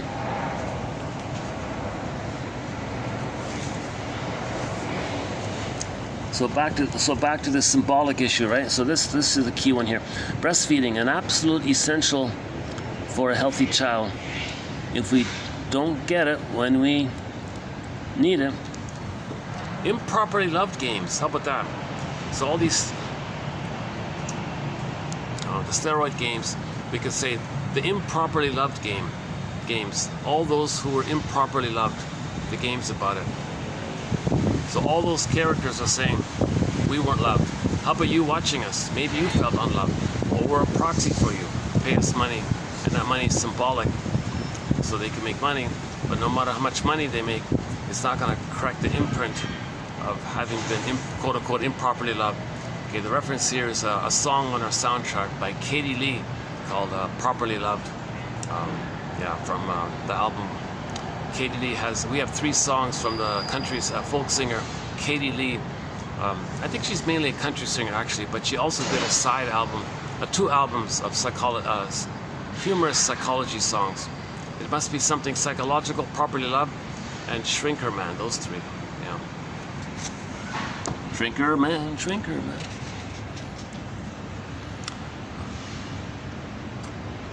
Okay, breastfeeding, an absolute essential for a healthy child.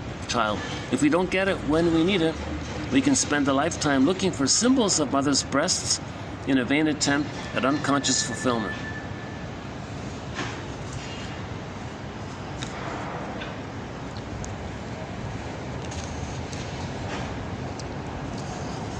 So one of the key quotes that sort of summarizes a lot. Let's see, do we have it here? Okay, hang on a sec. Let's dig up one of the key quotes here. One of the best quotes by Janoff, in my opinion, is okay.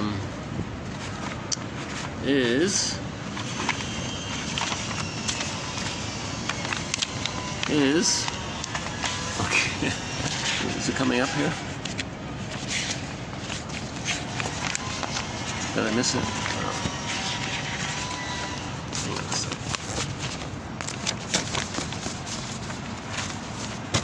Is one of the best quotes by Janoff is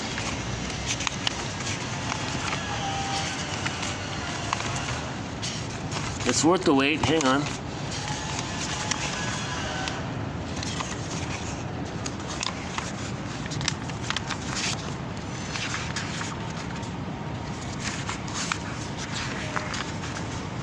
Well, while we're searching for it, the initial birth experience may be prototypic of how the child will respond to stress later on. Prisoners of childhood, prisoners of pain. Trauma is likened to an event that is flash frozen in a non-verbal neural system. Whenever a pain is engraved in the nervous system, the response to that pain is also stamped in. The pain and the response are unity, which becomes prototypic, so that under any later stress, the original response pattern is automatically triggered.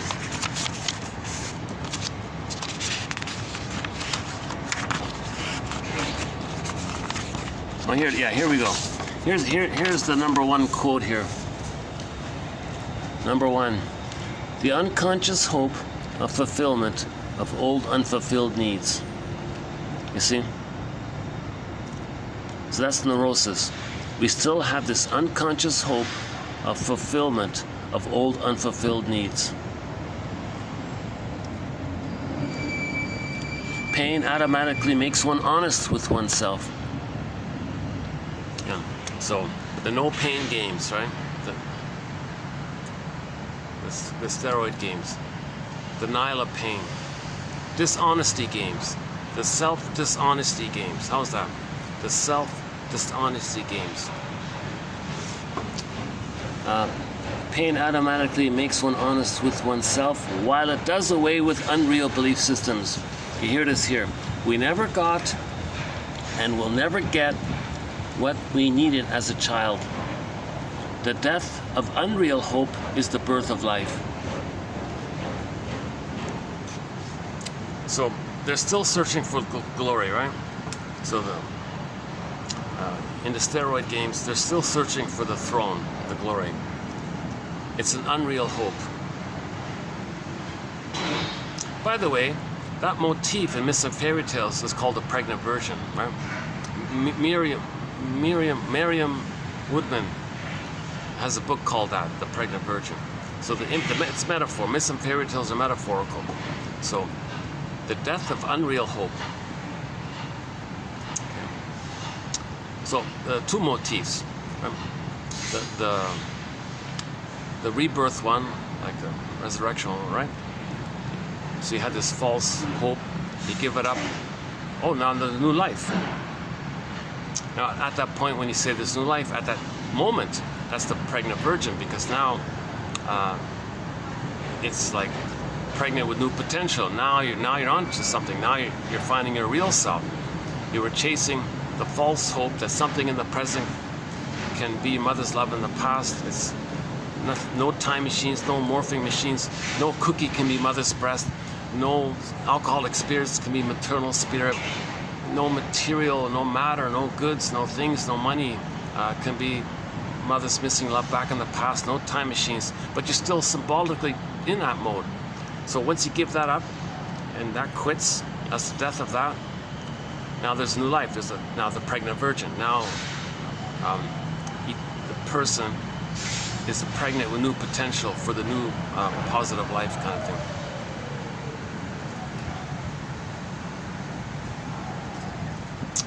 She won an award for that, I think. She got an award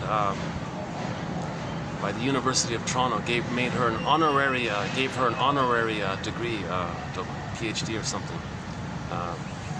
Not just for that book, but also for her earlier book called Addiction to Perfection. I think she had three main books: Addiction to Perfection, the Pregnant Virgin one.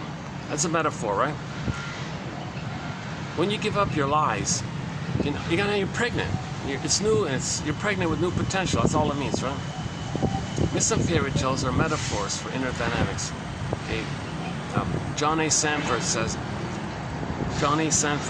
if you come across a religious story and it's in the context of when religion is being used as a tool of the pillage and the plunder system, don't look for the technicality. Was this person real or was this place? Forget all that. Look for the message. Look for the psychological message. He interprets religious stories in the same way myths, fairy tales, and dreams are interpreted. They're all from the inner world, and the baby thinks in images and pictures. It's called primary process mentation. It's a different world in there. So these fantastical, wild, fancy stories and all this unreal story. Like the cat, it's mad in there. The cat says it's mad in there. Double think, trans logic, up is down, left is right, Alice says. So these stories come from the traumatized mind, right? So the storytellers created all these stories to let us know about our traumatized psyche. So myths, fairy tales, most religious stories, and dreams are all from primary process mentation. So we have some excellent quotes from the author John A. Sanford, the author of the one who wrote the book Healing and Wholeness, Invisible Partners, etc. The psychology guy one, not the other one. Again, the unconscious hope of fulfillment of old unfulfilled needs. Games.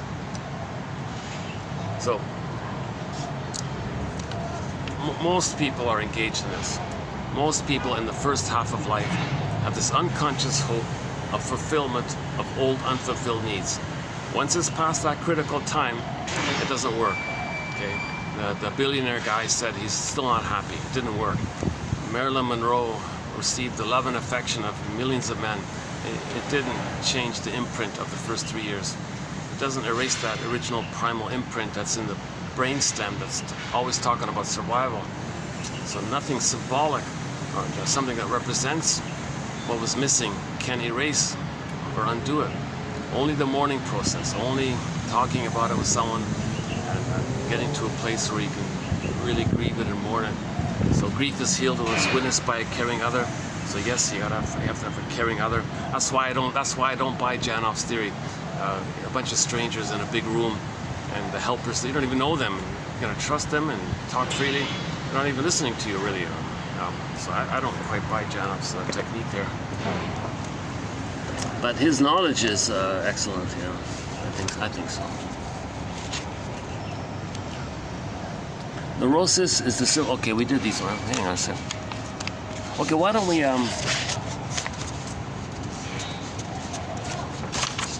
don't we begin today's batch here? Hold on a second.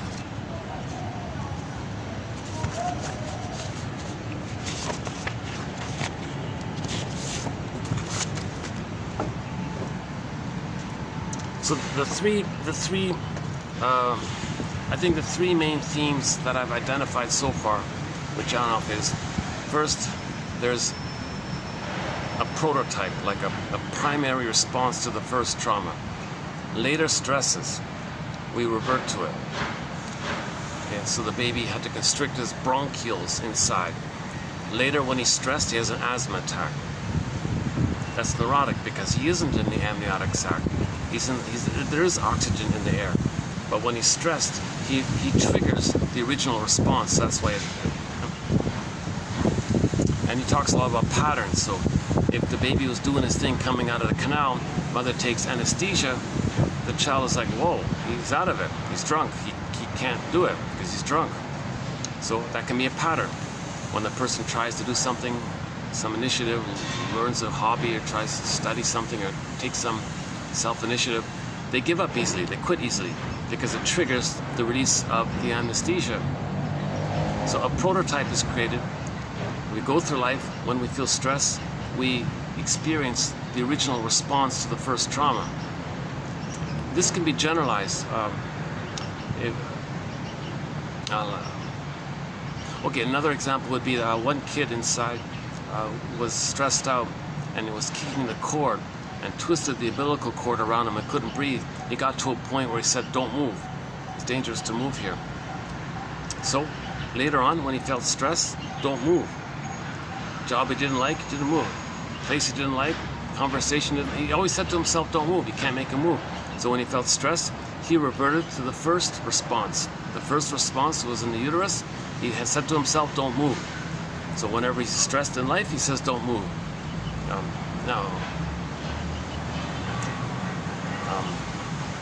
You know, like one lady said, she always feels stuck in life. Jonathan, well, maybe you were stuck in the canal.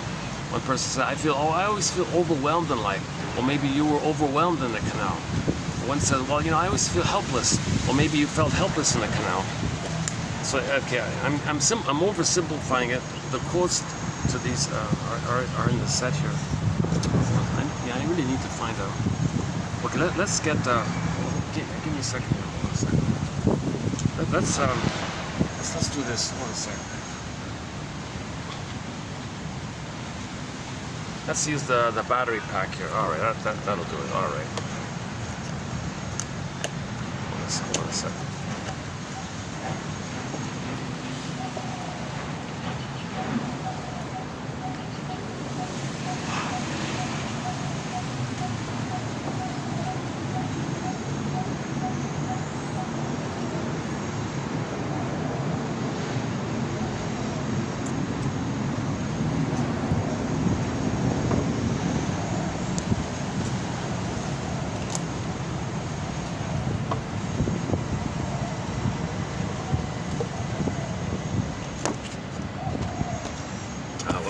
Give me another second. Hold on a second.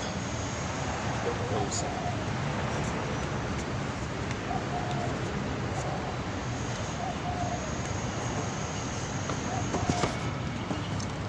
Okay, so the three main themes of Janov's work, as I understand it, is this prototypic thing where stresses in your life triggered the original way you coped with stress in the uterus or at birth or shortly afterwards.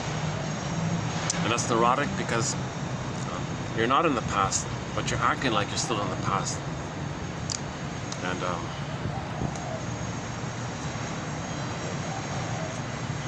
how do we get the fixed lighting here? Hold on a second.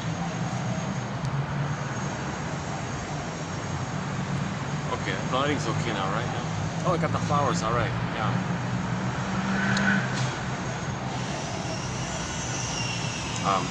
Okay. Now we mentioned the idea of symbolic mother, the cookies, you know, these are all tricks, you know, the beer, these are all tricks to fool your brain to send you serotonin, and then you felt safe from the serotonin. Now the baby would get serotonin when he's loved by the mother, and there'd be like a continuous, regular supply of the circuitry of having been loved in the memory there. So the system sends the child a regular dose of serotonin naturally. Doesn't burn them out, it's not too much, not too low. Okay, that's all missing. The set points are all whacked. So they're trying to, quote unquote, reset them. They're trying to fix themselves or something. It's not going to work, no matter how many cookies you eat, how many cigarettes you take, whatever. It's not going to change that set point. But it's as if you're trying to. You're trying to get the experience of mother's love, because if you had mother's love, you'd have the proper set points. So this chasing for symbolic mother can take a variety of forms. So greed obviously is from there.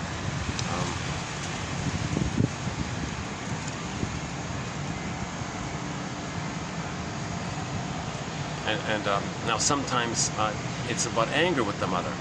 So mother refused you, then you go around being negative towards others. So when we replay the trauma, the original interaction was mother shamed the baby. That's like a memory circuit. We go through life repeating that. We can do it passively or actively, meaning we can play ourselves and get others to reject us the way their mother rejected us, to cry for the mother's love. We just repeated the disappointment. Or in the more disturbed case, so-called perverse way, the person plays the shaming mother, finds others as proxies for their innocence and rejects them the way the mother rejected them, replaying how the mother rejected them. Okay, for more on this point, can I refer you to the last video? That wasn't too bad, the 6-hour one I done yesterday, yeah. That one wasn't too, I was in a calmer mood. I had my guava juice, I was a little more mellower, yeah.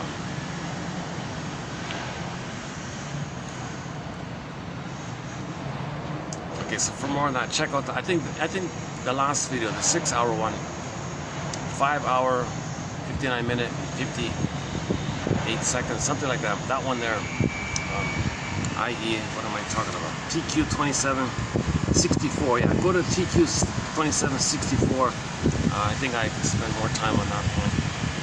And then the third point is the idea that beliefs can trigger the endorphins the way cookies trigger endorphins. So the example was one guy could take booze, or he can go to the building with the speaker who says, oh, imagine some beautiful force in this, the sky god is going to save you. And the fantasy of that, you feel safe, disappointed, pain, endorphins. So it tricks your inner chemistry. So if our inner chemistry is whacked, we either use beliefs or cookies and beer and all this stuff. In the more extreme case, the hormones and the steroids and stimulants and all these other things. And now they want to put them into games, into game form. That means you're glorifying it. That means you're encouraging it. You're giving it like social approval. You know, now you're.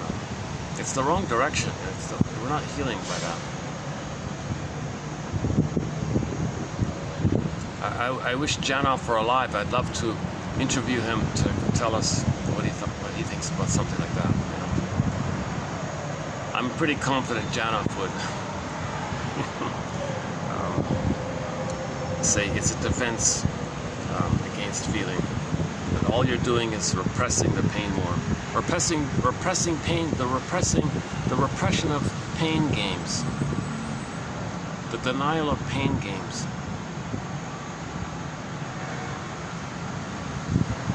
Narcissism games, searching for glory games, the Peer Gynt games, the Don Juan games, like all the Don Juans and the Peer Gynts and the selfish playboys and all this.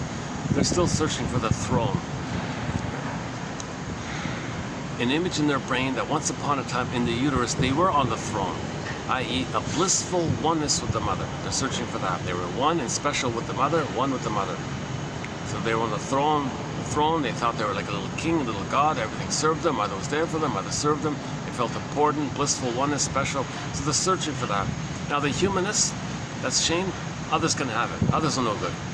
But they're talking about themselves projected outwardly like that, to not feel that it's within.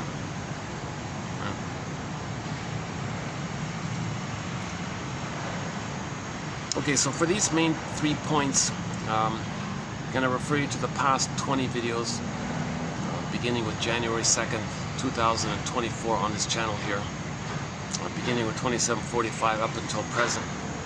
And so let's just do today's videos then. This is part 21. So we're doing a 25 video run on the quotes of Arthur Janoff. This is part 21. Part 21. Let's begin here. This first one talks about, generalizing, this idea when we generalize. So instead of feeling the fear of his father, there is a generalized, repressed fear of all authority figures. So one person was afraid of all authority figures. It's a dispersal to not feel the pain of his fear with his specific father. It dispersed like that, generalized like that. Generalizing a repressed past into the present makes current reactions inappropriate. Yeah, inappropriate. So a lot of supervisors, are seen emotionally as the critical parent for some people. So in therapy, the idea is to make present responses specific to past events. Take your belief of a they or general belief, take it back to a specific mother, father, sibling, etc. Okay, again, in curative therapy, the idea is to make present responses specific to past events. So one example was the guy had the belief that his girl. Oh, hold on a second. That's somebody passing by here. Okay, let's let them pass by here. Sometimes people do the turnaround. And, like this is a dead end here, and but sometimes people are curious. They kind of walk this way.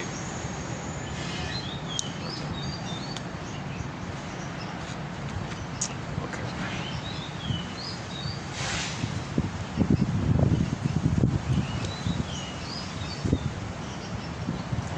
Instead of feeling the fear of father, there is repressed fear of authority figures. Oh yeah, back to the example. What did he say? Women never listen. Okay, who didn't listen? Oh right, my mother never listened to me. Okay, now you're getting somewhere, right? So one guy had a general belief that women don't listen to him. Okay, how do you feel? So go back to, so belief, that's the third brain, middle brain, mammal, feeling. Okay, and then stay with that, ride the vehicle of that feeling, and it takes you to the specific source. So you want to take the general belief and take it back to the specific source, right? To make present responses specific to past events, to tie awareness to the unconscious. You want to make a link between your awareness to the unconscious. Make the unconscious conscious. You want like a fluidity or communication between the three brains. So long as consciousness does not know the specific time of and the event related to a pain, it must remain disconnected and unconscious, exerting a force which mobilizes the system in a diffuse way, producing inappropriate ideas. We can define neurosis as the generalized reaction to an unintegrated primal pain. That's one way of saying it. There's a lot of displacing and projecting. Okay, next one. Unconsciousness. Okay, here's an example. Yeah, here's a better example. Unconsciousness is in direct relationship to pain. Oh yeah, so the more pain, the more we're unaware of ourselves. That's why we're so unconscious, because there's so much pain. Obviously, if we can't feel the pain, we bury it. So the burying, the repression, is because the pain is causing that. So that's obvious, right? In a figurative sense, an overload of pain shuts the gates and redirects the energy elsewhere, from mother to women. The ability to be specific is what stops the generalization process. So if there's too much pain with the mother, it disperses and generalizes. So a lot of people say, oh, so in prejudice, oh, they this. Yeah, they're talking about the mother. And they don't know it, they don't want to admit it, it's too painful to admit it, so they're adamant about their belief as a defense against the pain with the mother. That's why they're so stubborn, and they're so angry about the belief, and they can't question the belief, because if you question their belief, it's going to bring up the pain with the mother, and that floods them, so they're going to cling to the belief even more. Neurotics are people in pain who act as though they're not, driven by stored trauma without any awareness that it took place. Stored pain innervates the brain and body, over-activating them until such time as there is a true primal connection. So it's flash frozen, screaming baby, flash frozen, electroneurochemical sign of the voiceless scream, us baby image, flash frozen ghost image of us, and the sign says unloved, pain, unloved, unloved, okay, need unmet, pain, need unmet, unloved, unloved, and it's the baby's trying to scream, he can't scream. That's the primal issue. See, Janov's big theory, well, can we get there? Can we step back and let the poor baby process follow through? Now, stored childhood pain residing in the limbic system can be diffused only by a frontal connection, only by consciousness. So you got to be aware of this. While you're feeling it, you know you're there. You can't bypass it and make yourself numb to it. All three brains have to be on stage active when processing a past pain. It's got to enter consciousness. That's the theory. So things move along to your consciousness, and your consciousness allows the, so that's funny. Consciousness can allow the healing, and also consciousness, I mean like your third brain, consciousness, can repress the pain, but you need the consciousness to heal from the pain.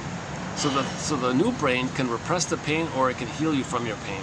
So the frontal cortex, the left brain, the new brain, the human brain, works on two ends.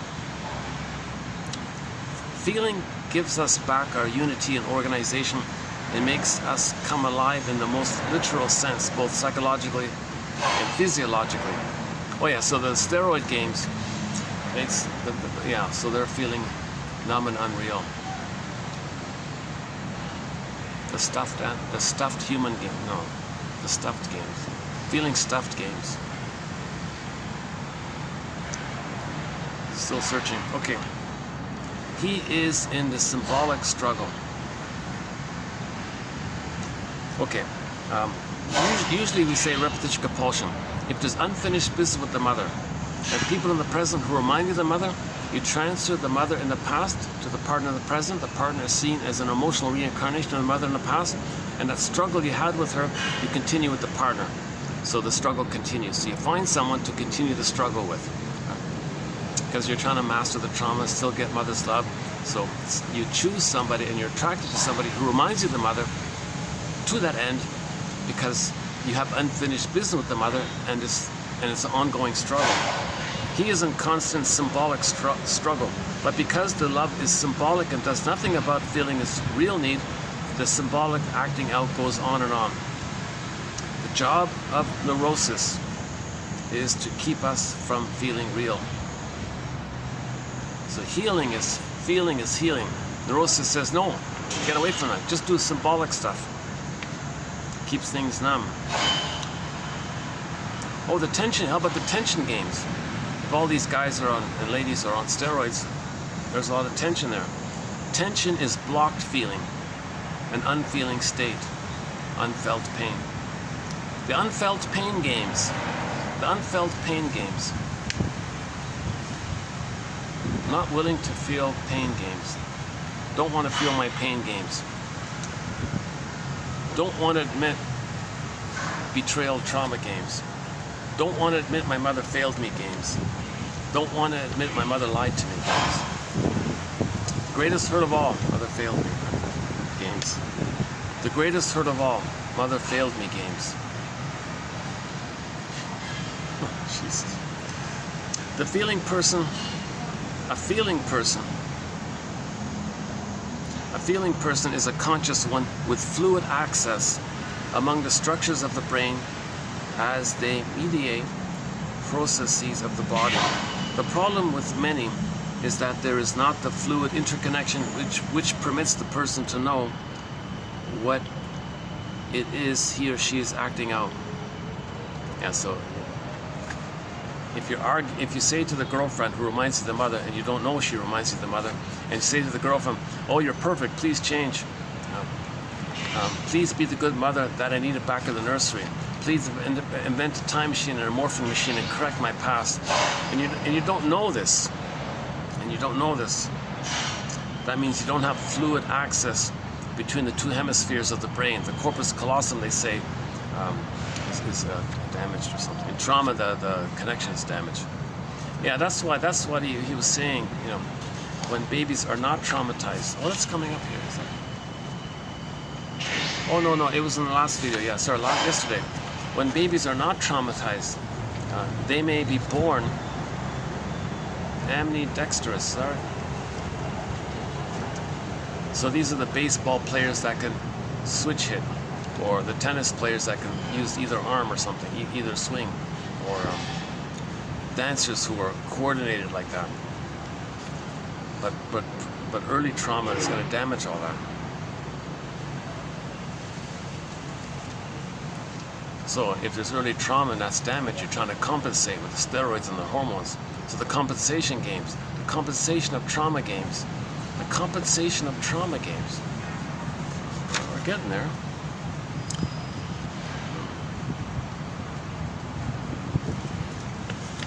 Some neurotics can drink large amounts of coffee at night and then go to sleep. After therapy, even 1 cup of coffee is sufficient to keep them awake at night. So the set points are too high.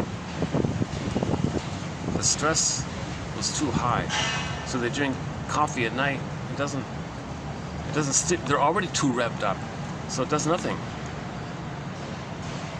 It might actually help them go to sleep, ironically, if it's less than what they normally are at. Okay, I'll have to update that one. Okay, he talked about some kind of experiments and all this. Animals provided the choice to self-administer painkillers by pressing a lever. Do not do so when given oxytocin. Okay, so it's similar with the monkeys, right? If any animal or person is loved in all this, and you offer them painkillers, they're not interested in it. The painkiller games, the aspirin games, the Tylenol games, the steroid games. Now, what are we going to call this thing? A man came to defer. A man came to defer to higher authority. A man came to defer to higher authority. His symbolic and repressive hemisphere, as well as his frontal cortex, became more active. Oh, sorry. As man came to defer to higher authority, his symbolic and repressive hemisphere, as well as his frontal cortex, became more active. He developed all sorts of ideas and rationales which were out of keeping with his feelings.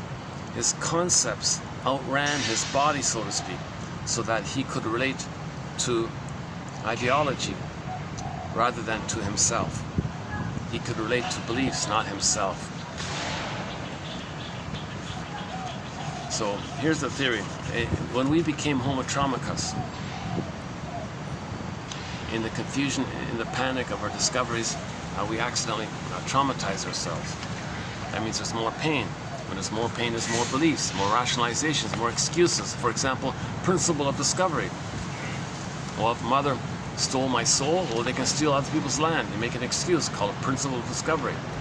My greedy or greed. You create all these excuses, rationalization. So all these slogans like my greedy or greed, it's like any kind of survival type of slogan. That's because the pain is creating it. Yeah, the sun is coming. Oh, there's the sun. All right, yeah. Got the sun. That's what I'm trying to get. Yeah, the sun and the flowers. That's cool. Yeah. All right.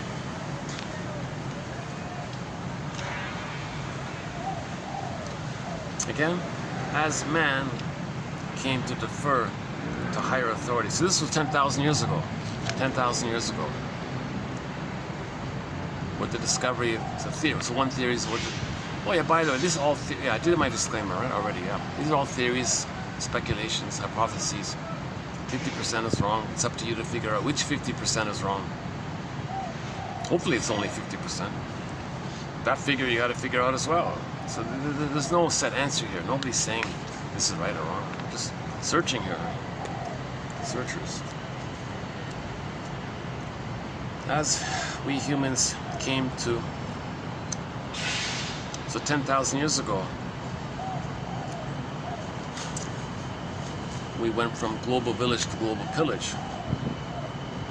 Homo naturalis to Homo economicus, or Homo short-sellicus, or Homo neuroticus, tolerant personality to prejudiced personality.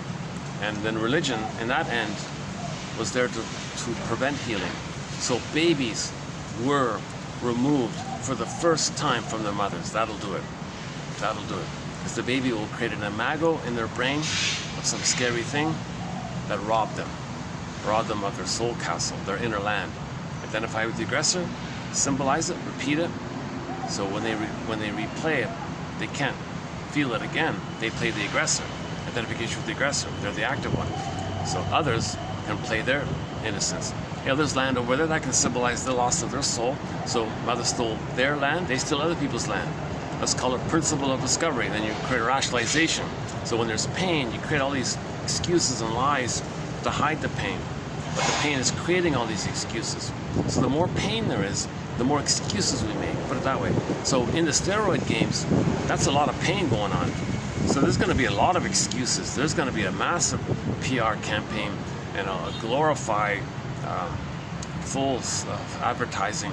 Isn't it cool to see people in steroid? You know, people's first reaction is going to be repulsive, but they're going to bombard you and persuade you to get used to it and how cool it is. Just like how they convinced women to smoke, you know, torches of freedom. Really? Oh my God. So because you're trying to please the advertiser, you're trying to please the propaganda people, you're trying to please them, because the baby's trying to please the mother. The prototype is there. Babies are trying to please the mother, save the mother, cure the mother, heal the mother, save the mother, make the mother be a loving mother. What do you want, mother? You say this, I'll adopt this for my belief. You say this, okay, I'll take this. Is that helping you? Is that saving you if I believe what you believe? So apply that as inside out, as above, so below. So on the outside, you'll see propaganda and how great these steroid games are. And people listening to it, oh, how great they are. Like they'll adopt what they say. So, because they want to please the guy saying it. Whichever actor on TV says how great it is, okay, whichever scriptwriter gives it to them, well, as long as they hear somebody saying it, they want to please them. Okay, so if fill in the blank says steroid games are awesome, people watching it, oh, they're awesome. Why'd they say that? Because they're still in the past trying to please mother, so they want to please the advertiser.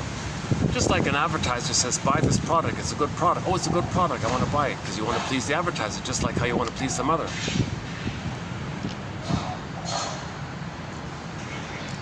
Okay, next one here. No, let's stay with this.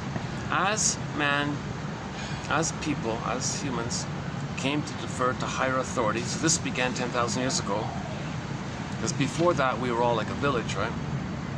Babies were loved,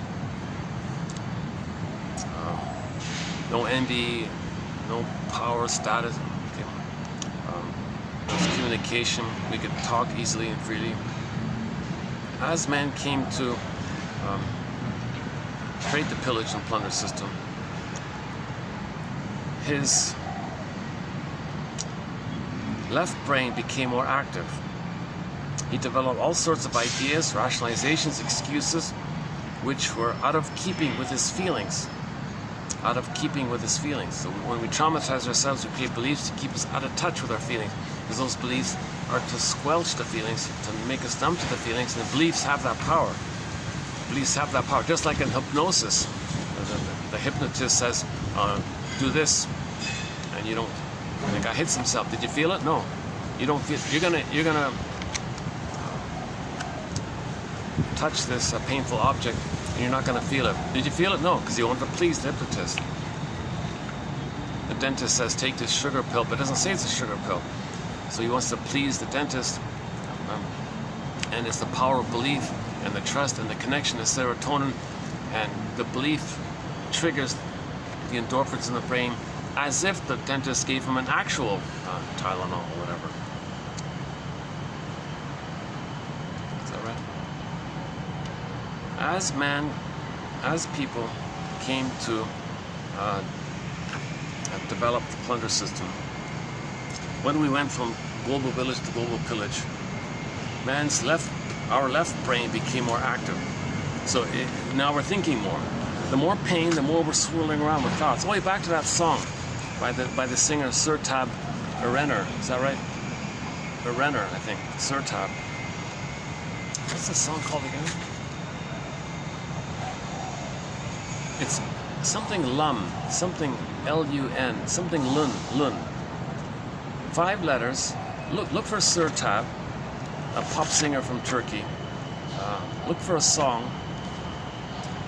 That's the first song on the latest, most recent album upload on her channel. That first song there. Something like Salon or Dalum or something in that category. Yeah. In that song she said, yeah, when we broke up, my mind was swirling like a wild river. That's what happens when there's pain. We're swirling with ideas. What happened? What beliefs can I create? Beliefs can numb the pain. How do I process? How do I feel what I can't feel? What I can't feel, so create some beliefs to get away from the feelings. Trying to feel but can't, so create some swirling. So you're swirling around trying to feel, but you can't because too much pain. So you create beliefs, fantasies. Well, didn't need them anyways. Maybe you might say something like that. Rationalizations, okay, lies. To repress the pain, process the pain, etc. So when we hurt ourselves, remove the babies in our panic to plunder and pillage, to get the serotonin that we got with our discoveries, all kinds of excuses were made. One of the excuses is called principle of discovery. So the more traumatized ones said, well, if we, the more traumatized ones, find something that belongs to us. Now, as it happens, the more traumatized ones were living in a place where there's less sun, so they have the shade of beige tone of skin. So then they said, well, if we with the shade of beige tone of skin find something, then it belongs to us with the shade of beige tone of skin. Let's get away from this white and black nonsense. Nobody has white skin or black skin. Okay, so for more on that point, go to TQ2725 part 3 of 3, the 7.5 hour video. 2725 part 3 of 3, it's a 7.5 hour video. It took me 7.5 hours to run through what's called the 48 symptoms of Homo Traumacus. The 48 symptoms of Homo Traumacus. We talk about the pillage and all this. So the more pain, the more ideas we're going to create. Let's put it that way, right? The more lies, the more ideas.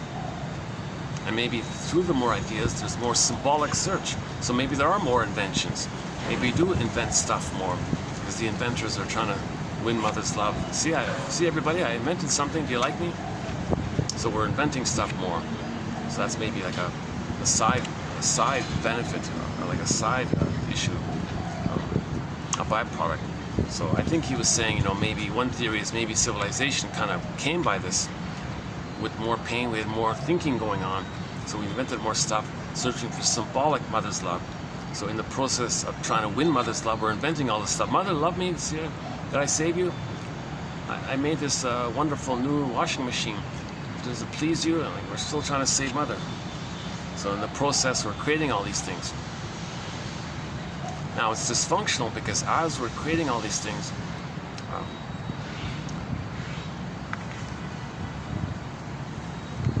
in the benign way, we're just trying to win mother's love and be disappointed. But in the more psychotic way, we're hurting others to communicate the mother hurt us. So there's 2 ways. So if trauma's before 18 months, The baby identifies with the aggressor. Okay. Replays the memory of mother hurting them. They play the mother who hurts them, but they see them onto others, so they hurt others to be loyal to the loop of mother hurting them, and they're repeating the loop. So they don't cry for love. They just find someone else. Hey, you cry for love for me. I'm tired of crying for love. You play me crying for love. I'm going to say no to you, like my mother said no to me. So they get some relief like that. They get some pain relief like that. So that's called evocation of a proxy. They find someone else, shame them, make them cry for love, and they play the mother that said no. So now the purpose, by the way, the positive intention of this is for the person to know how the mother treated them. The way they're treating others is for them to know how their mother had treated them. This is how the unconscious is making us conscious. So the person doing this makes this inference. Where did I learn this? Right? Where did I learn this? Why am I doing this? Am I doing this for me to know? That's what my mother did to me? That's the stinger way. Now the clinger way is more benign. They just expect others to reject them and be disappointed, and helpless child crying for love. Well, that's for them to know the original case with the mother rejected them. Those are the clinger ways. So again, in the last video, the 6-hour video yesterday, for example, with the beliefs, many join cults and live in the realm of the mystical to try as best they can to keep unreality going. They are using ideas to defend against feeling. So if you're into this new agey, all this new agey stuff, woo things, it's a defense against feeling. It's unreal stuff. It keeps you away from your feelings. Oh, here's the natural childbirth one. The research team studying the children born in completely non-traumatic ways. So not all babies are traumatized at birth, and many babies can have a natural birth. The research team studying the children born in completely non-traumatic ways with the methods of Frederick Leboyer found that 100% of these children were ambidextrous. See his book, Birth Without Violence, 1975. What this means to me is that without catastrophic pain around birth, the hemispheres tend to be equalized and working in harmony. That being dominant in one hand or the other is not a natural state, but a neurotic one. So that's a good sign. Maybe that's a good sign. If a kid can equally write with both hands, with his crayons, he can draw with either hand easily, freely, leave it alone. He's balanced. He's got a left brain and a right brain. He can. Statistics indicate that mothers who give birth by C-section have lower levels of oxytocin than those that don't.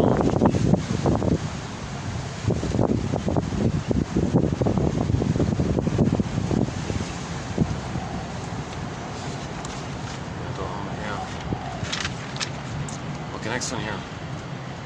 Where do you go from that? Where do you go from there? Mother, forgive the mother. Why did the mother have low oxytocin? Well, she was traumatized. So she didn't have enough oxytocin that would allow the natural childbirth. So the doctor, in a desperation, did the C-section, right? When the mother's in rhythm with the body, the contractions push from the back to the front, and the baby comes out without pain. That assumes the mother has the rhythm and the safety in herself and the love in herself with the baby and the connection with the baby. But mothers don't have enough oxytocin. If they themselves had a low set point when they were in the uterus, traumatized by their mother who maybe took too much alcohol. So if the grandmother was a drinker and that mother was born with the low set point, then when she has a baby, she doesn't have enough oxygen, then the baby's trying to come out, then maybe that's the issue. I don't know, I'm just guessing around here. Okay, next one here. The neurotics pattern. Okay, so here's about the struggle, the repetition compulsion, unfinished business with the mother. Find someone who reminds you of the mother and continue the battle with the mother, okay, through the proxy of the partner playing the mother in your emotionality. The neurotic's pattern is first to find a neurotic like their parent and then struggle to get love. For example, you find a cold woman and try to make her warm, or you find a critical man and try to make him accepting. The struggle for love is what is ingrained, not the getting of it. Getting a parent love often makes the neurotic feel worse because the underlying feeling is of being unloved. You see, if you won't leave me, I'll find somebody who will. The name of the song by Warren Zevon, if you won't leave me, I'll find somebody who will. That's neurotic. They can't accept love. One woman said, no, I'll be here for you. No, I gotta leave you. My imprint is to struggle with the mother to get love. I haven't reached the developmental place of differentiation and having been loved. You're symbolic. It doesn't change what happens. So they only have struggle. So that's all these dysfunctional relationships. They're always arguing and hostile dependency. That's what's familiar. The struggle is the connection to the mother. The struggle is the trauma bond with the mother. That's all they want. They can't accept love because it denies the imprint. But the imprint says, well, try to get mother's love. But somebody in the present can't be the mother in the past. Sometimes neuroses mesh. And then there seems to be a normal relationship. Both parties feel satisfied. For example, the woman who had a tyrannical father, who needs a weak man she won't be afraid of, marries such a man. But the woman who had a critical father,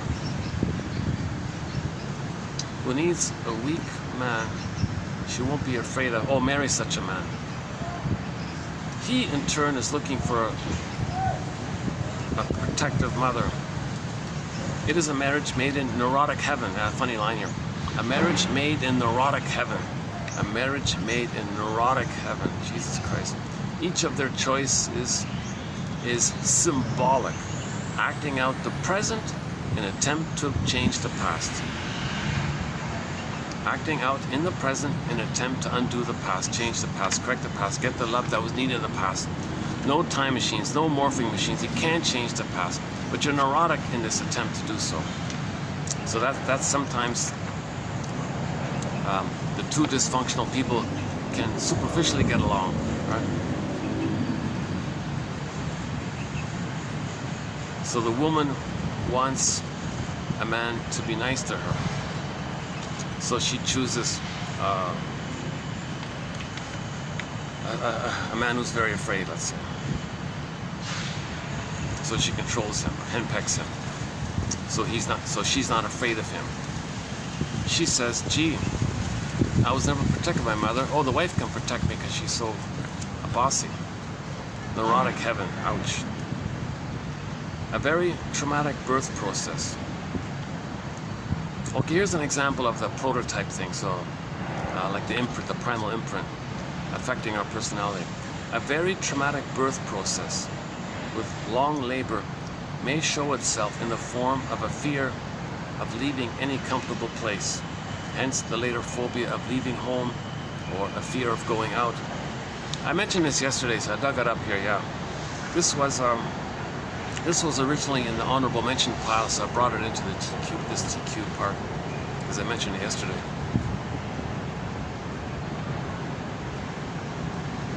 So if it was happy inside and forceps were being used and the baby was removed from the mother, put on a cold table, on a scale, and all these terrible things were happening, maybe the CIRC procedure was inflicted. Very traumatized, very traumatized. So in later life, if they have an apartment and things are cozy in there, I don't want to move, I don't want to go out, I want to stay in the womb. So the present triggers the idea that it's safer inside, I don't want to go out. So this person didn't want to go out all the time because it remembers the first time they went out, the first time they went out of the womb, the first time they left the uterus. What happened? Oh my God, all these things happen. They had the forceps, and then procedures, and the removal. Maybe there's put in a separate room, and a nurse came, and plastic bottle, rubber nipple. Where's the mother? All these awful things happen.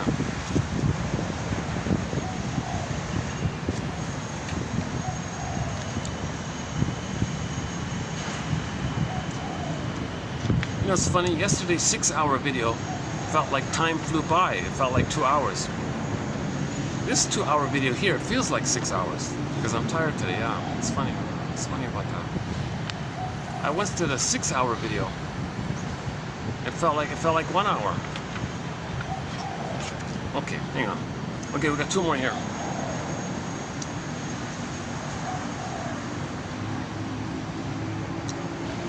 Self-defeating thoughts have a basis. Okay.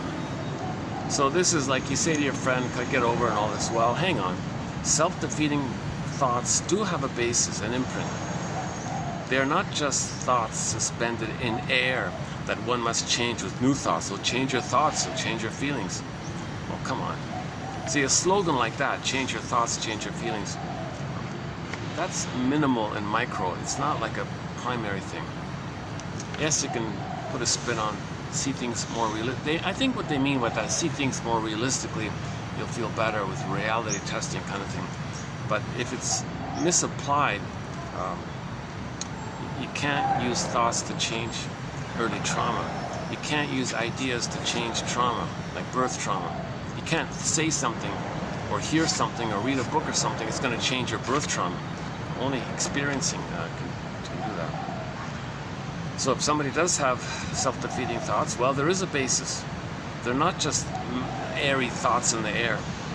They are anchored to realities inside that must be addressed. Feeling any feeling will lighten the load.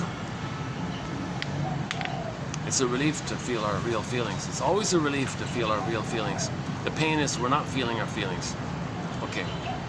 The don't feel your feelings games. The no relief from trauma games.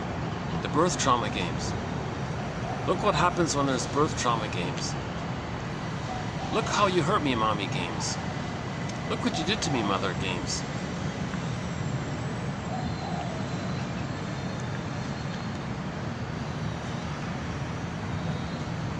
Look at all the stress you gave me, mother games. Okay, still fishing around.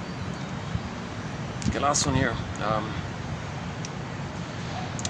So we may say that sad is a feeling, but depression, he says, is not really like a feeling.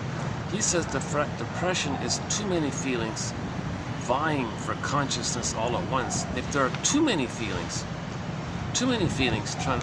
struggling for consciousness, and you can't feel any of them, that whole phenomena he calls depression. But feeling a specific feeling of sadness, that's a feeling. Depression happens when you don't feel your real feelings. Depression happens when you don't feel the real feelings. If you feel the real feelings, you're okay. If you don't feel the real feelings, that's called depression.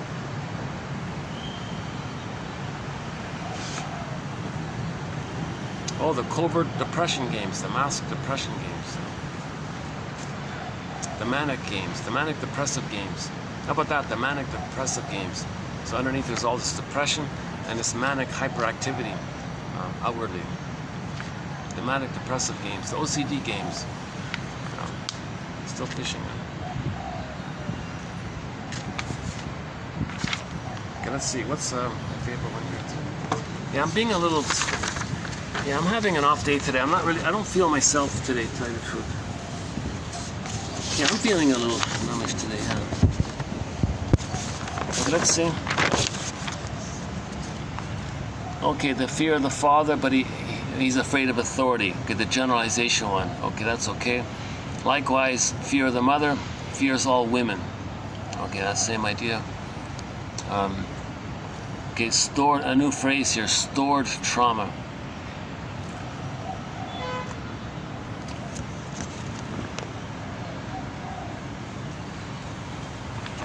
Okay, symbolic struggle. Okay, that's okay. Tension is blocked feeling. A feeling person is a conscious one with fluid access among the structures of the brain as they mediate processes of the body. The problem with many is that there is not the fluid interconnection which permits the person to know what he or she is acting out. That's okay. Okay. Coffee one, okay. Okay. Okay, so babies are loved. They don't need alcohol. Okay, we know that one. Yeah, I think this is my favorite one here. This one right here. As man came to defer to higher authority. Like, in order to pillage and plunder, you're gonna have this hierarchy thing, right? Some guy orders other people around. You create poverty. Now you got this authority, right? In order, yeah, he said, in order to pillage and plunder, you need a pool of poorly paid workers. So they're going to be in the lower status if they're doing that. Because so to create that, give the child emotional poverty. So babies, for the first time, were given emotional poverty. Oh yeah, how about that? The emotional poverty games. The emotional poverty games. That's not too bad, right? No, that's not going to work. The stress games? No. I'm looking for a catchy phrase for this. Hopefully they won't do it. I don't know if this I don't know if this was like just a proposal or if this is like gonna go ahead kind of thing. The freak show games.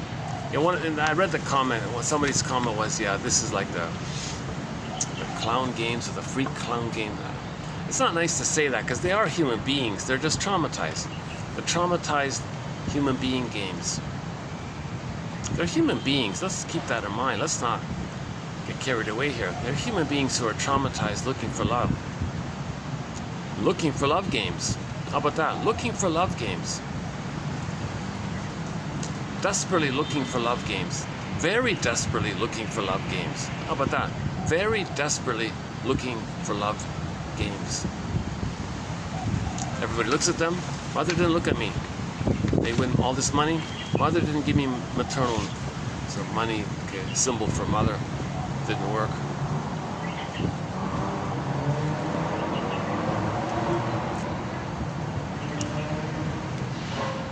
You see how I have to make myself revved up and chase? Well, I don't feel hope to pursue something, so I revved up. See how I'm looking for serotonin from an external thing? I didn't get serotonin from my mother's love. Okay, as man came to defer to this so-called hierarchy that we developed, i.e., so poverty's man-made. Right? When babies were given emotional poverty, they identify with the aggressor and give others poverty. Now there's a pool of poorly paid workers who do all the work and hand over the stuff because mother took their soul stuff. Okay, symbolic, they take stuff because mother took their soul. So the stuff is symbol for the soul, in other words. Material becomes symbol for them.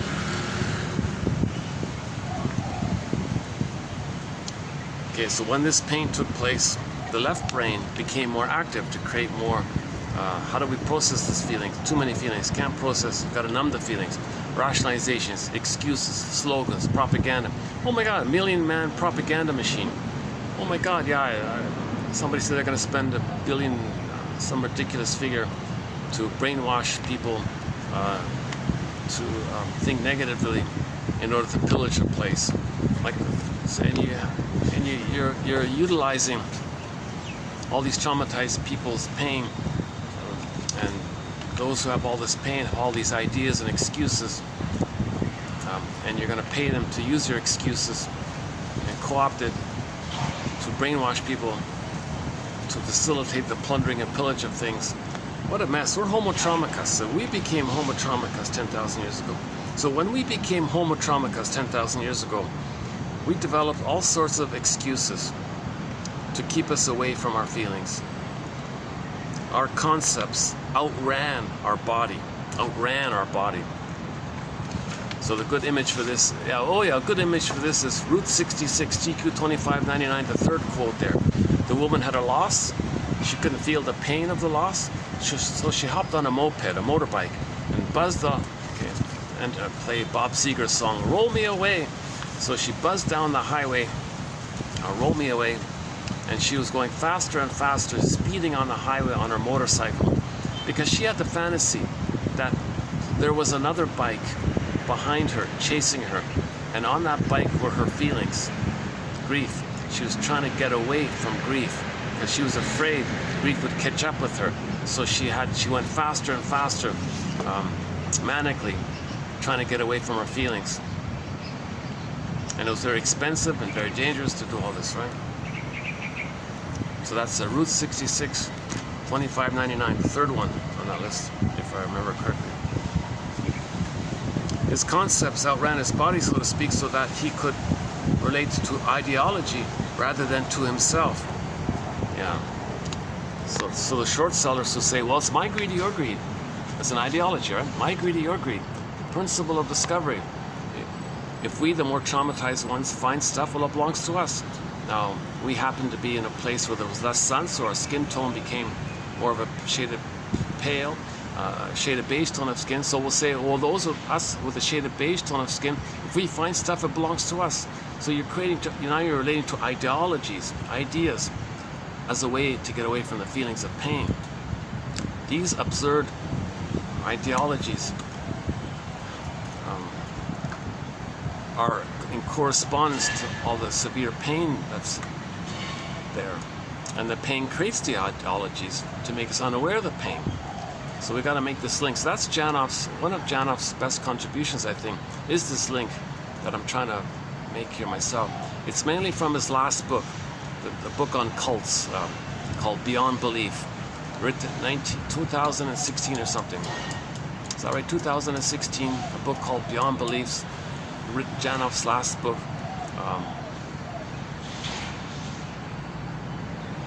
Maybe that was his most helpful. Maybe that was his most helpful. Maybe he was being at his most helpful in that book, I'm guessing. Hard to find book. I had a hard time, very hard time finding it. And yeah, he had a hard time publishing. He had to self-publish it. And that self-publishing company went under. It's very hard to find those books. And the one before it, Life Before Birth, same thing. And the one before that, the Janoff Solution, same kind of thing. You can't find those later books. One theory, I have a hunch that that he was sharing too much knowledge to the public, so they kind of discouraged his books and didn't promote his books or something. So you have to self-publish them. That's not going to sell many. Plus, he's got to pay himself to publish it. Right? A lot of people lose money when they publish their own books, right? But he did he's a little bit lucky. He did very well. With that first book, with all of the celebrity endorsements, he became an instant millionaire. So he was okay.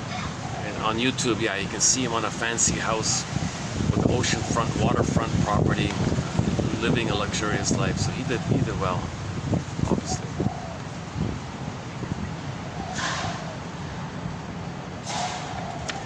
But Janoff gives an important piece of the puzzle. This whole issue of the brain's response to trauma. Right? So someone called him Freud 2.0, because originally Freud wanted to talk about physiology, biology, make it all very scientific. He didn't have enough knowledge back then, so he went into literature and fairy tales and mythology and looked for patterns and created some new jargon and gave psychology new life by synthesizing the works of previous people like Goethe and Pierre Genet and all those other guys, right? So that's a huge contribution. But apparently Freud originally wanted to talk about pulse rate and, heart, body temperature. If you sweat too much, how's your posture? Like the things you can see, like things you can measure and see and all this, and discuss psychology in those terms. So he kind of gave up on it, right? But here it is, Mr. Janoff, he's doing it now. That's why they call him Freud 2.0, because he's picking up on where Freud tried to start. That was an interesting comment about that, yeah, that's my favorite one for today. Let's see, what else is there? Okay. People join cults to look for mystical ideas to get away from themselves, okay? Okay, the ambidextrous one, yeah, Rick Emmett says he can play with both hands, right? And he's one of the best guitarists out there. Okay, the guitarist, the lead guitarist for the rock band Triumph, a guy named Rick Emmett. We have several of his songs on our soundtrack. Lay It on the Line and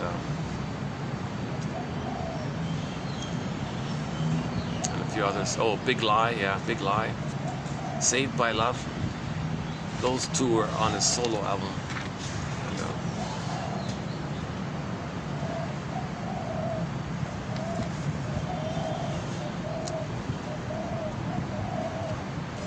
Okay, okay, what about the struggle?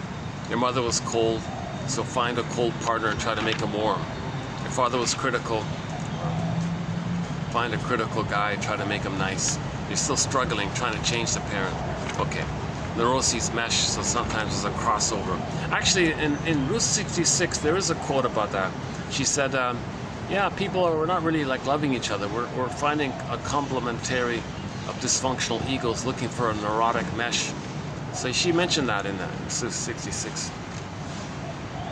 Okay, the metaphor of being afraid to go out of your home as it triggers leaving the womb, the pain of leaving the womb.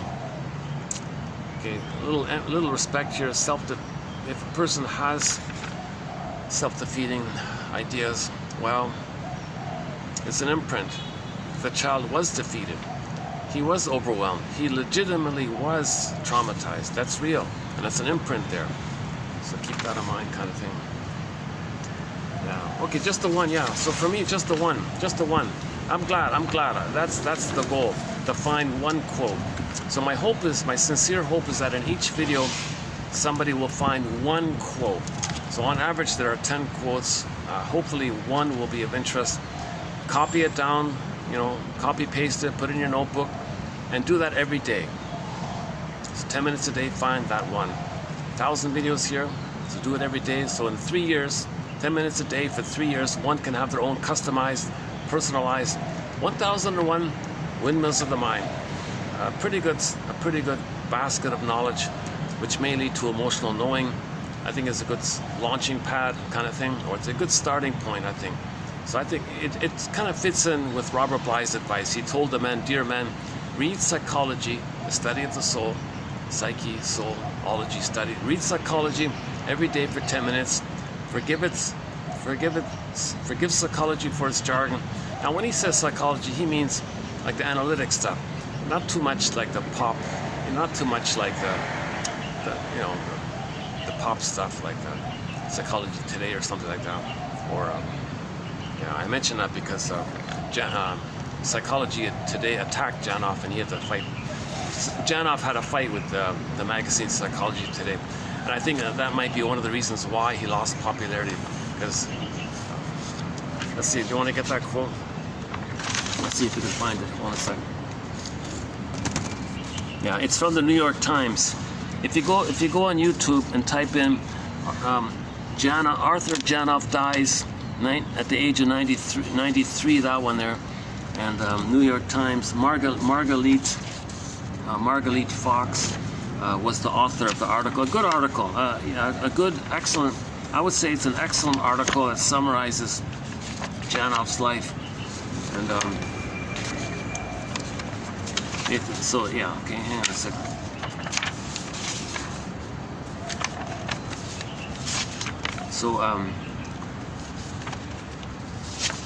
So the Psychology Today magazine, kind of belittled and mocked Janoff's work and all this. And he got triggered and tried to sue them for it for $7.1 million. And my guess is that maybe afterwards the psychology community kind of ignored him or something. So he said, fine, I'll go on my own.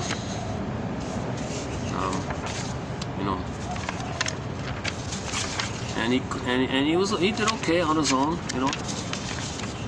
Obviously. He left us with 16 books. That's quite a contribution.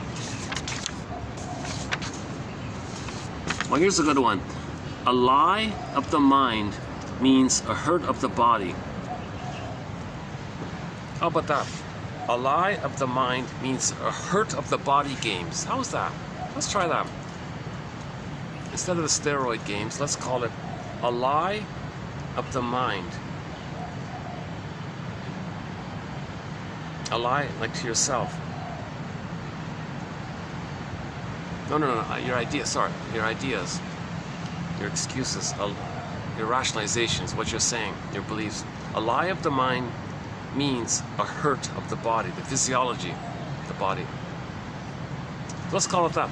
A lie of the mind means a hurt of the body games. Well, getting closer. Where's that one about the 7.1 million? Oh, did I miss it? Oh, okay, sorry. 1 sec.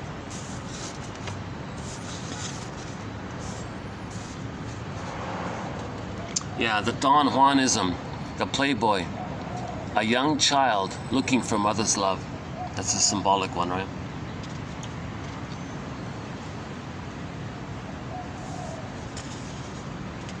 Pain forces people to be irrational.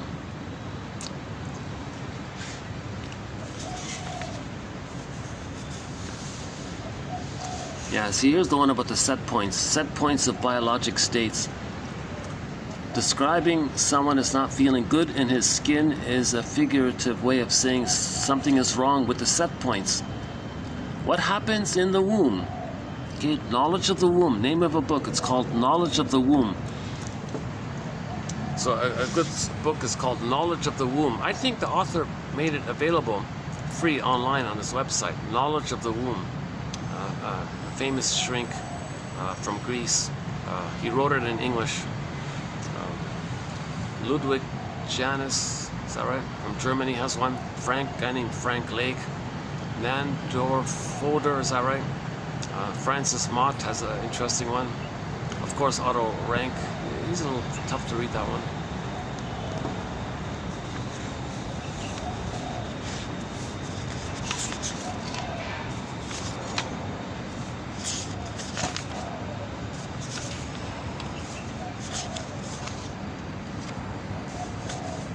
Yeah, so for example, the guy said, my girlfriend doesn't listen to me. My girlfriend doesn't listen to me. That's a belief. Okay, well, that's the first brain. That's the new brain. Go to the middle part. Well, how does that? So how do you feel? What's the feeling underneath that belief? Well, I feel hurt. Okay, now you're getting somewhere. Now stay with it. Stay in the vehicle of your feelings. That vehicle will take you back into who really didn't listen to you. So you want to take the vehicle back to who didn't listen to you. Who didn't listen to you? Aha, yeah, mommy, listen. Okay, now you're trying to grieve. Just a little bit of grieving there. This rhythm quote is important. 2745, this rhythm one. I think women should read this rhythm one. If ever a woman should take good care of herself, it should be during pregnancy. She needs a relaxed system.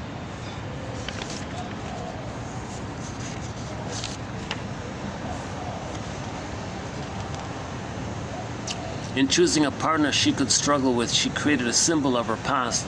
Symbols are representations of real needs. Thus, we later get involved with those who can recreate our early lives. One marries a critical person like one's father and then struggles thereafter to try to earn his approval symbolically. It's not going to work, still won't be satisfied. Act outs that work. Okay, no, hang on.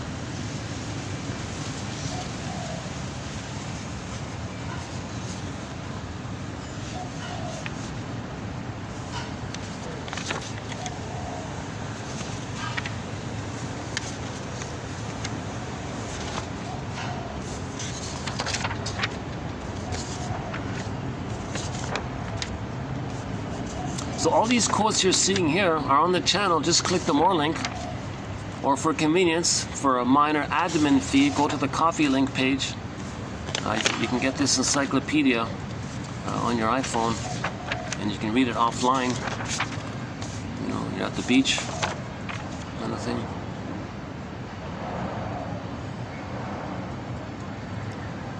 Reliving memory separates past from present so that one is no longer acting out one's history in daily life.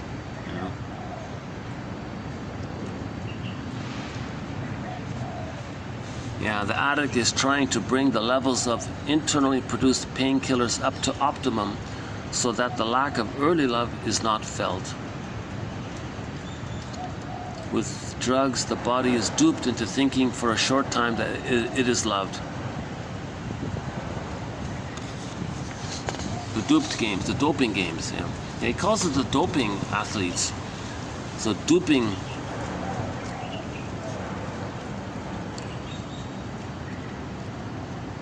Doping to dupe. From dope to dupe.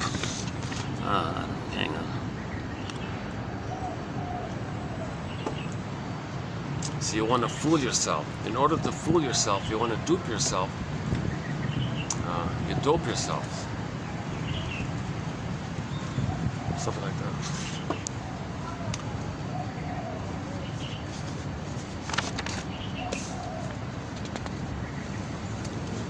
Yeah, we mentioned auto rank. Auto rank saw birth as a rude interruption of blissful uterine life, blissful oneness, oceanic feeling, oceanic oneness, Garden of Eden, Shambhala, Shangri-La, Nirvana, Avalon, a blissful oneness with the Mother, Unico Mystica, one with the on the throne, little king, blissful happy feeling, oceanic feeling, blissful oneness, blissful oceanic bliss.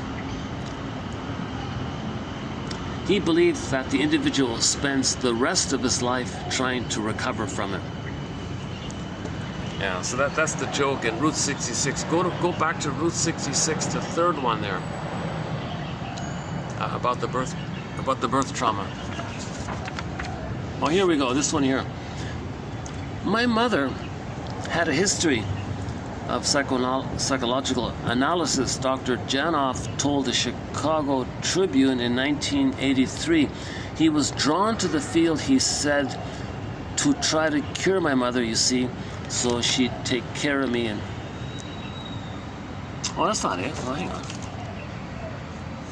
Oh, hang on. That's not the one.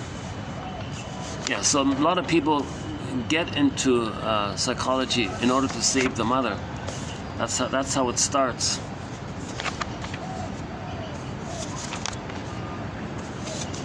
Where's the $7.1 million one? What happened to that? Hey, what happened to that one? What?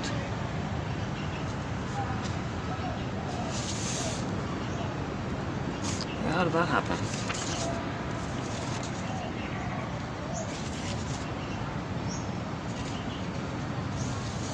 Well, it's okay. The quote talks about how the magazine Psychology Today called Janoff's work Jabberwocky. Right?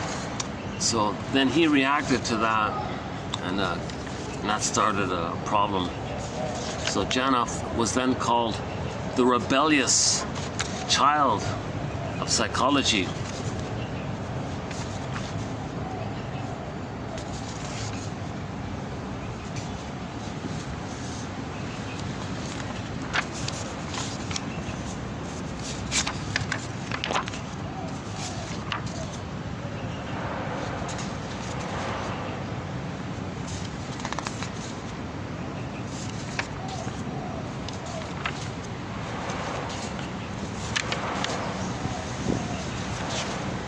Oh yeah, here we go. Okay, finally. Yeah, okay. So in 1977, Dr. Janoff sued the publication Psychology Today for $7.1 million in libel damages for describing primal therapy as Jabberwocky.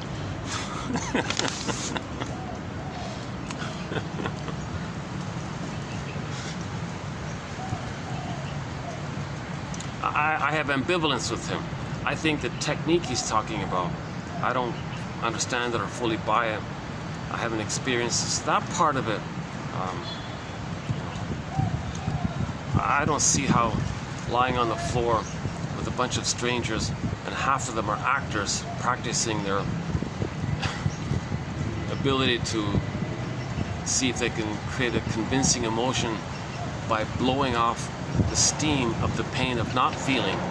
That's called the abreaction. Maybe some people are expressing their feeling, they're lucky.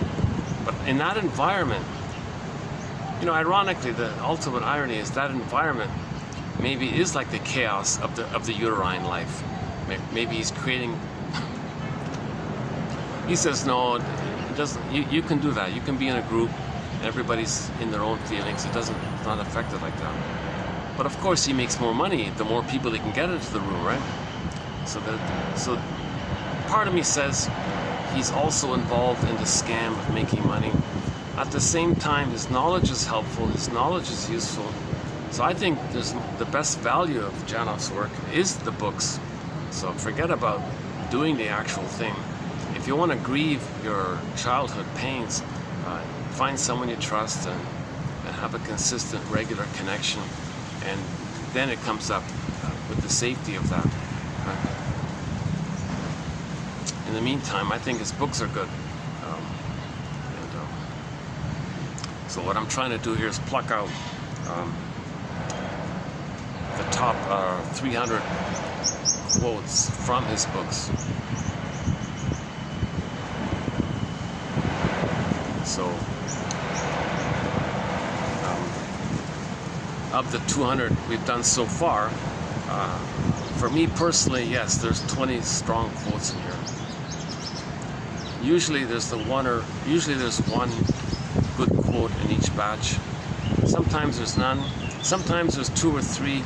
You know, so on average there's one good quote in each set of in each TQ set.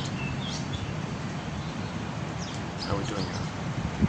Let's check this. Yeah, it's getting dark. Well, just as well, yeah.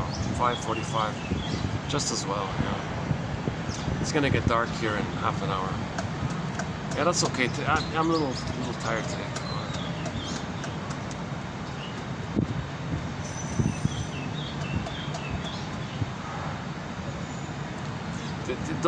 Try.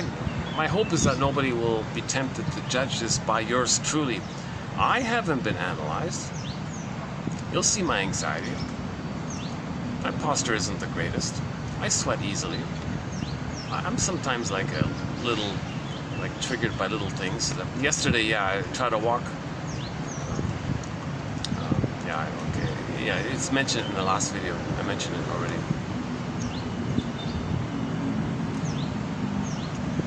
If it's truly possible to shake it off, safely, without losing your mind, kind of thing, to process it properly. If there's a way to really do that, that's the way to go. Then he's onto something. Let's work on that. You know, it reminds me of something like the guy in the 80s who discovered thorium or something. He said, you know, this thorium stuff, everyone laughed at him. Now people are, decades later, well, let's look into it. So maybe now people laugh at Janov's stuff. Maybe decades in the future, maybe we'll go back and pick up on it. So maybe Freud and Janov are on the right track.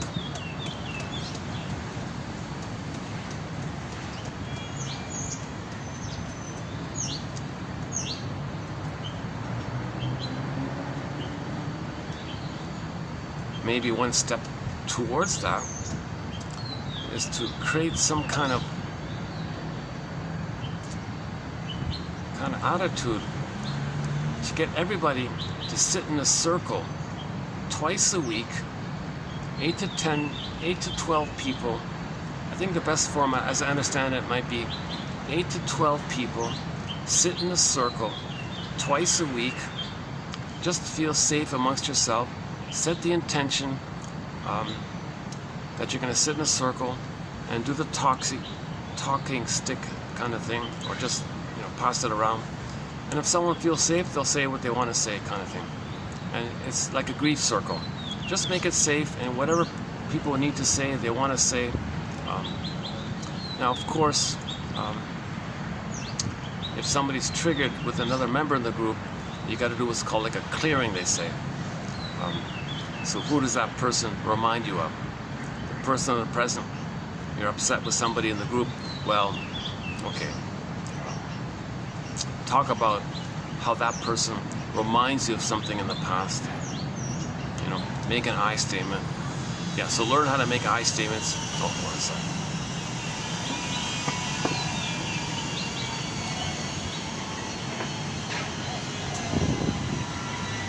Okay, just want to respect some people's privacy here. Oh, look at, hang on, look at this. Cool, eh, with the red flowers with the little white flowers. White flowers inside the purple flowers. Yeah, it's awesome. I think there's some more over here. What was it? Oh, it's gone already. Oh, Last time I was here, yeah, last time, oh, it's gone quickly, eh? Look at that. Here we go. Oh, how about here? Oh, it's fading already. Yeah, there's one.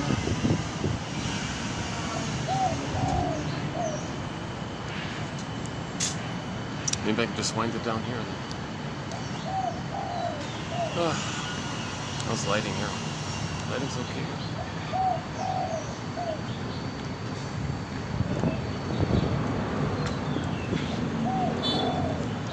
Yeah, I have like a little micro mini.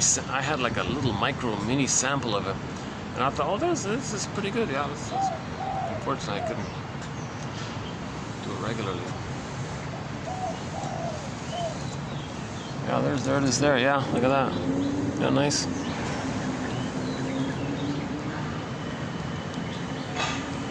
So as I understand it, if someone is too cynical and they're not there yet, yeah, then you got to do some kind of screening. Only if people are sincerely willing to admit that they had a loss, and they need to feel safe with others to feel the loss. And it may take a long time to have that consistent circle, but to keep the thing going. Oh, there it is. There. Yeah, look at that. All right. All right. Did I get it in? Is it showing up here? Oh, that's awesome. Look at that, eh? Oh, wow. Oh, look at that. Oh, that's awesome. Look at that.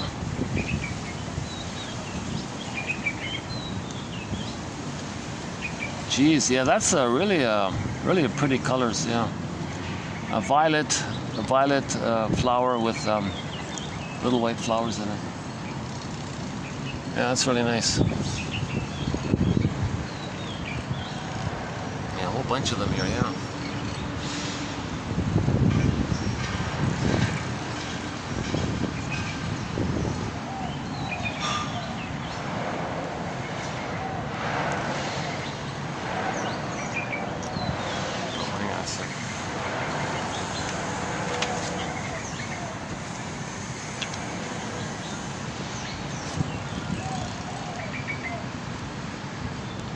So it's notorious that the men's circles, the men's groups all fell apart because there was no screening. So somebody with the bully pattern would just go there to get lackeys, scare everybody and make a club and turn the healing therapy group into just a boys club kind of thing and drink beer and watch sports or something. So it kind of failed because there was no sense of screening. So there has to be that kind of somebody has to decide some form or another. Do you admit? Are you trying to heal? Like, do you want to have the grief support, or you're just looking for lackeys for your?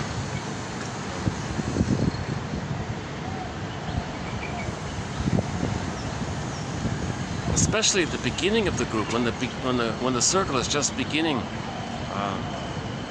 No one's going to feel safe if somebody with the Iago pattern, a cynical type, it's going to overwhelm the others, right? But after a group has been established, it can maybe take in one person with a narcissistic pattern or something. So it's got to be modulated, right? You know, kind of thing. But that's my understanding of the men's movement.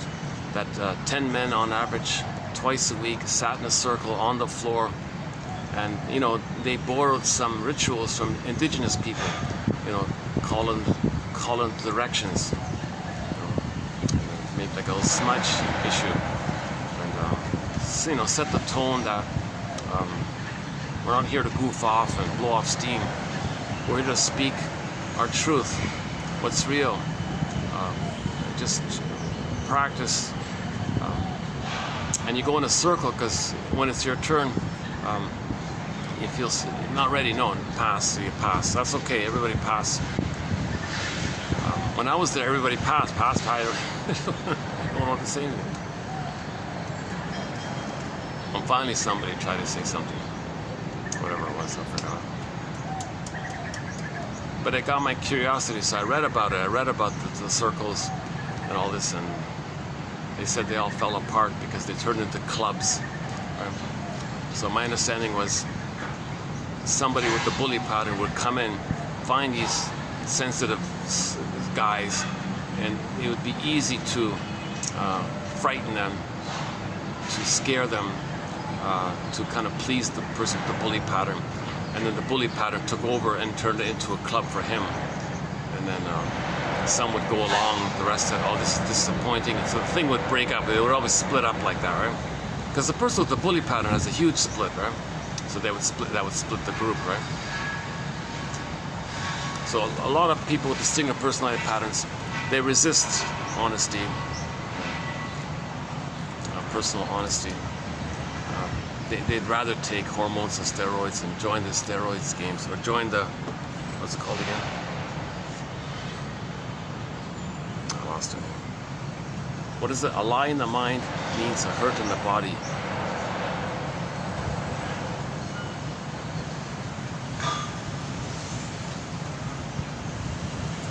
Oh, hey, all right, there's a sunset. Oh, that's just a reflection. Oh, okay. That's just a reflection in the distance.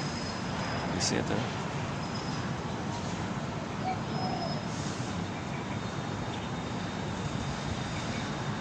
Actually, this is, yeah, finally we have some nice weather here.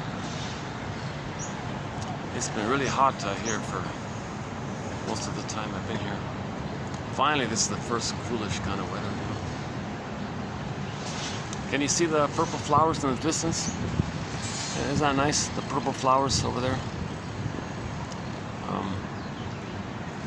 Just sort of in between the building, in between the glass and the skyscraper in the distance, in the middle there. Can't really see.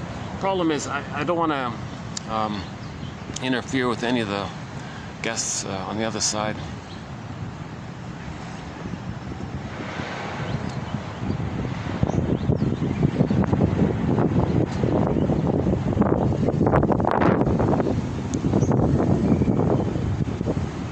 It's just as nice over there, yeah.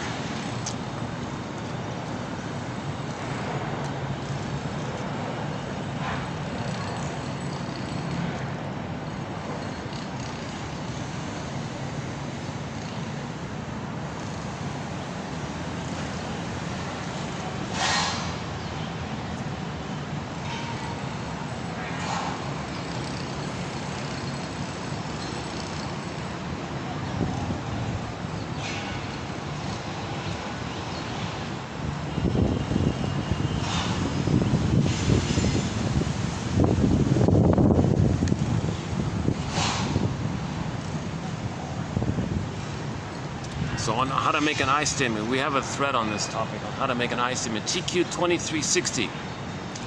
TQ2360 by Susan Campbell. She calls it the unilateral repair statement from her book called From Triggered to Tranquility. Yeah, so if men are sitting in a circle or people are sitting in a circle, if somebody's triggered, well, use her steps there. Plus include within it Offner, Marshall Rosenberg, OFNR, observation, feelings, need. Remember, feelings and needs are linked. So something in the present, that's the trigger. It brings up an old childhood fear. Name the unmet need. Okay, and then the feelings that you're now feeling because of that, and share all that. It's making an I statement kind of thing. So that's real, right? And the person may feel safe enough to grieve in the group. But anyways, you sit in a circle, you feel safe, there's serotonin right there. The simple act of sitting in a circle is going to release serotonin. Oh, here's another one, yeah. That's sort of a fainter one, right? Look at that. Here's the nice one. Yeah, see? All right, yeah, look at these showing up here.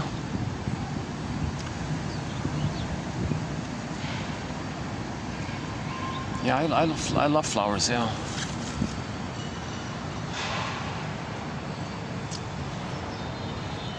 Yeah, for a little while I was into those little, the Bach remedies, right? The flower essence things.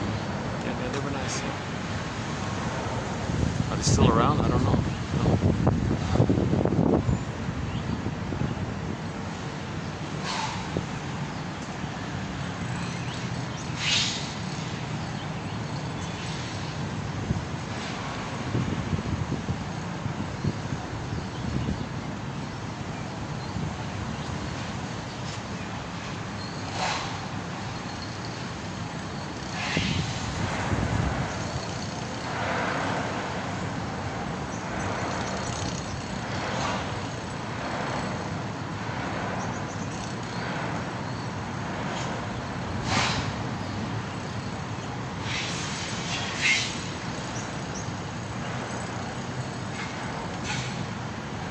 And many times somebody's bored sitting in a circle, that's because they're not connecting with their feelings.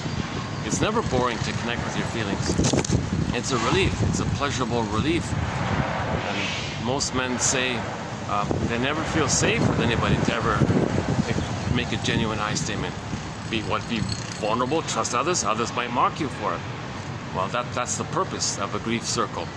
That you understand that you're trying to heal from having been mocked by the mother, by having been gaslit by the mother, by having been shamed by the mother. So you're all aware of that. So nobody wants to.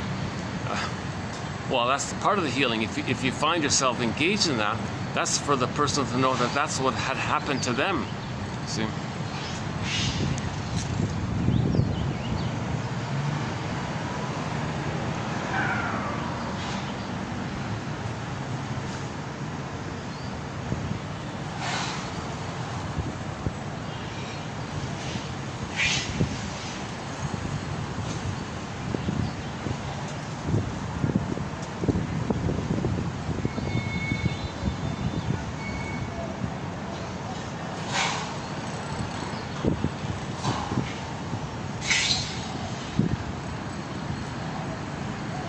Yeah, 21 videos. We've done 21 videos.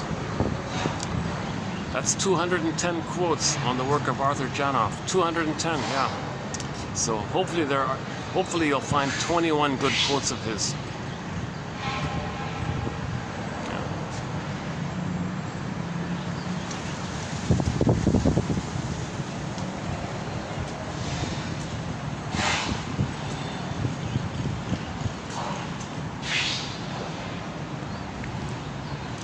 In yesterday's video, the 6-hour one, I kind of skimmed through the batch there and read some quotes at random.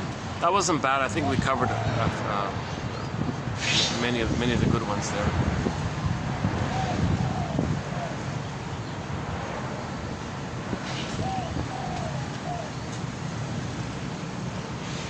So just as these guys are building that building, which when complete will house people, we want to build a basket of knowledge, ideas, and at some point it'll house our feelings. We'll get back our feelings. Just as that building can house people, we want to house our feelings.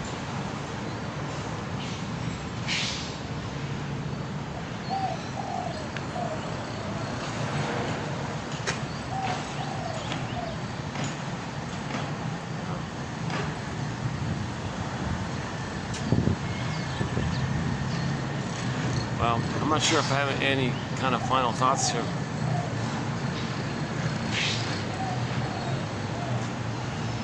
I could end up with the pigeon joke, or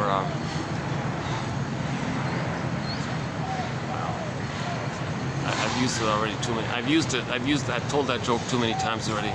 Let's give the pigeon joke a rest for a while. But it's a good joke, yeah.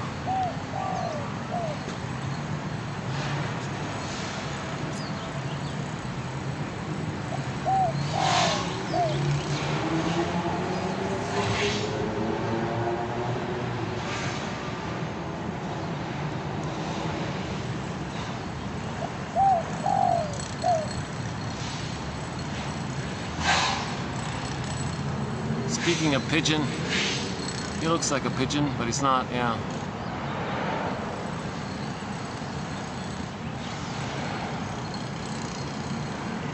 Are we getting it in the camera?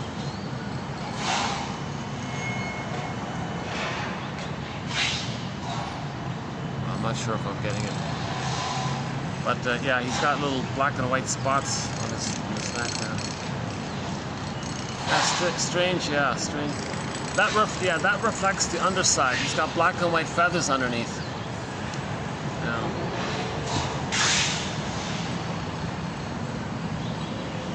But that cooing sound is coming from that bird there. Yeah, you can't really see it.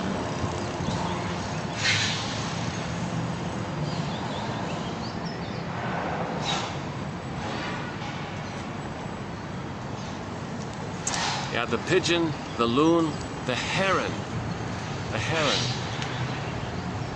the blue jay, the crow. These are some of our companion animals to our collection now.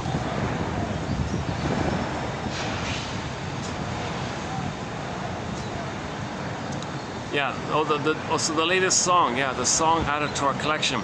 I thought it was a pretty good description of the grief work process. She said that her mind is like a swirling, like a rushing river kind of thing after the loss. And then she said, you know, I'm going to get myself a kitten here. She actually said that, I'm going to go buy a cat. I got to buy a cat. So she ran to the pet store to buy a cat to comfort her, to soothe her for the loss. And then she's saying, geez, I gotta admit the reality of the loss. I want to admit the reality of the loss. It's this verdict of reality that makes the work of mourning so difficult. So she's saying in the song, I want to admit it. I want to admit that this was a loss. I don't want to deny it. So yeah, I'm going to admit it. And so she did like some little ritual kind of things. Well, I decide that this place, you know, that was our place, but it's not our place anymore. This restaurant that we went to, that's not our place anymore. Like she kind of tried to talk about how things are over and all this. And disappointment is there, the pain is there. So we got to admit the loss in order to move on, kind of thing. So it's a good little song. The singer's Sertab Renner, E-R-E-N-E-R, I think. Oh, jeez. The song has 5 letters in it. That's all I remember. And it ends with UN. Yeah, that song there. It's like a pop rock, you know, pop, like a ballad, pop rock kind of song. Actually, I saw it on a symphony. They did a symphony version of it as well. But she was kind of honest about it. She kind of covered the whole spectrum of the grief work process. You're confused, you're angry, you're sad, trying to let go. How do you let go? You know, and she said, oh yeah, I'm gonna get a cat, and yeah, you're probably gonna call your mother, aren't you? Well, you do that. You do what you gotta do to soothe yourself by the loss. This relationship's over, let's admit it. Yes, this happened, yes, that happened. We're fighting too much, it's not working out. We don't know, too much has happened. It's unrepairable or something.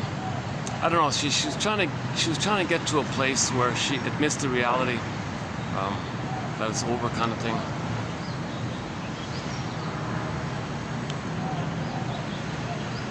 The cat part got my attention. I'm gonna go buy a cat.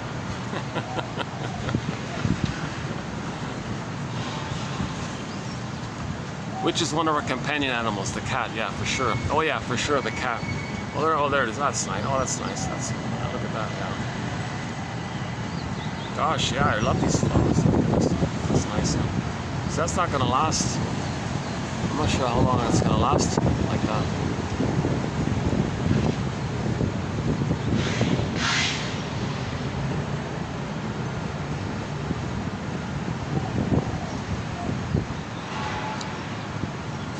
So Shirley Temple says the bluebird of happiness is within. So that's a symbol for the metaphor of the emotion of joy. But to get joy at the console, that's the whole hero's journey. We lost joy, we want to get it back. Okay.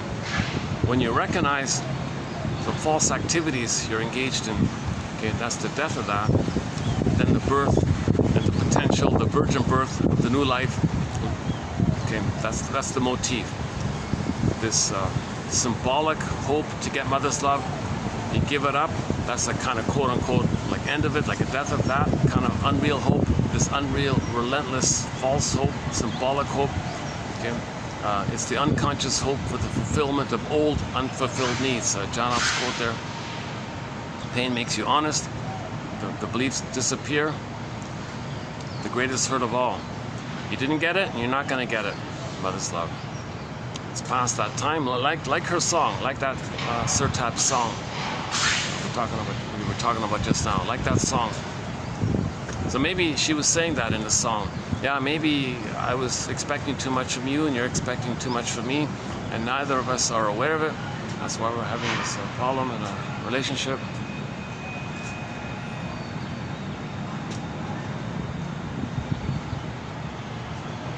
Let's take a peek, see if, sometimes, let's see.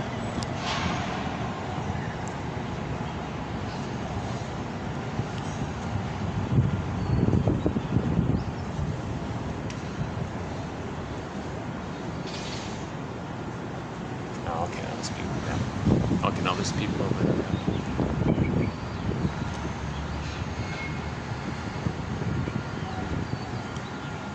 See, I buy a coffee here, and a very expensive coffee. It's ironic. This encyclopedia of insights is less expensive than an ordinary coffee. Can you believe it? It's just a minor admin fee. Yeah, so www.buymeacoffee.com/psychoanalysis. Yeah. And you can skim around, you can skim through it. Excellent quotes. I refer to it myself. It's an excellent batch of quotes. Jesus. 1 out of 10. I think that's what I'm trying to say. 1 out of 10. I'm confident 1 out of 10 you might like.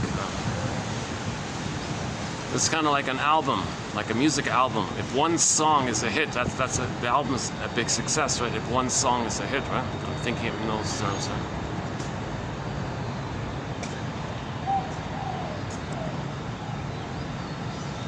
Yeah, speaking of Turkish music, there's a very good album called Turkish Groove.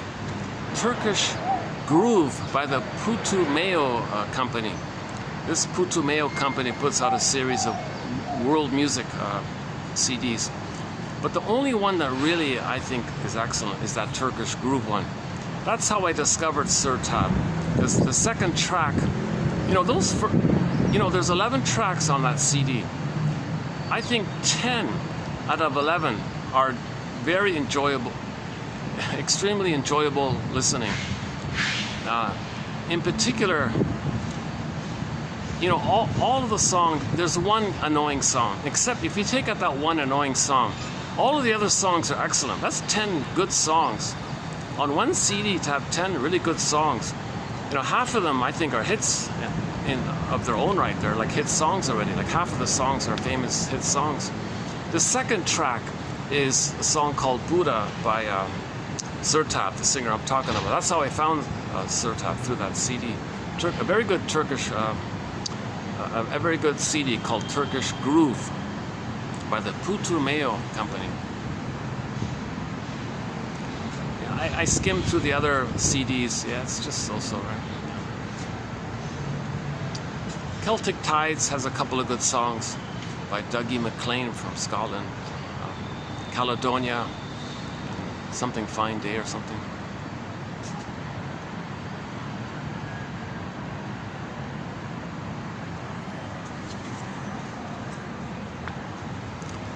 Yeah, I'll have to. If the light's still holding up here, let's see, what time is it?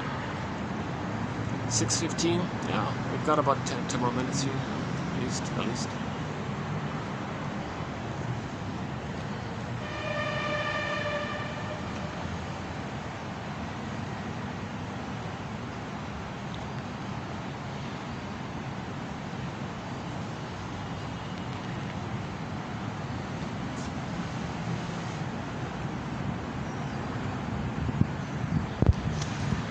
Yeah, I remember Janov saying in one of his books, perhaps his greatest contribution or maybe the best effect of his work is preventative medicine.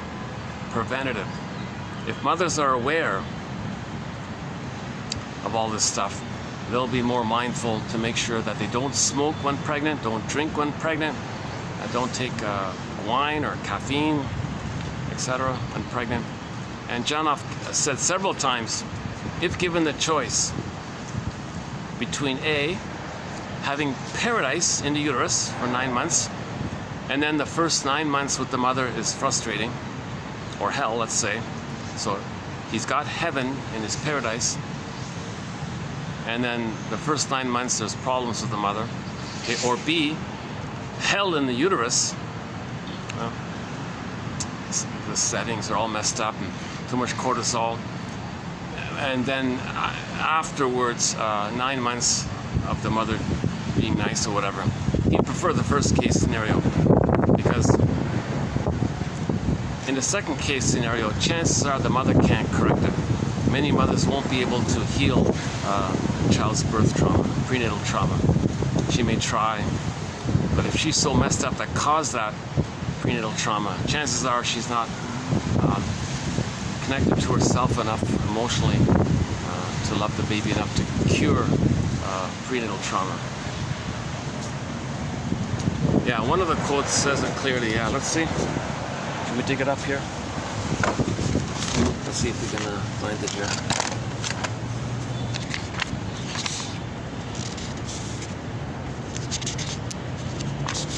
I think I think it's on the first.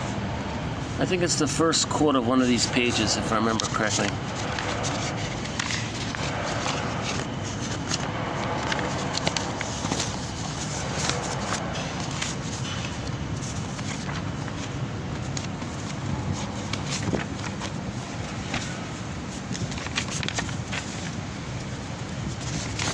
Oh, hang on.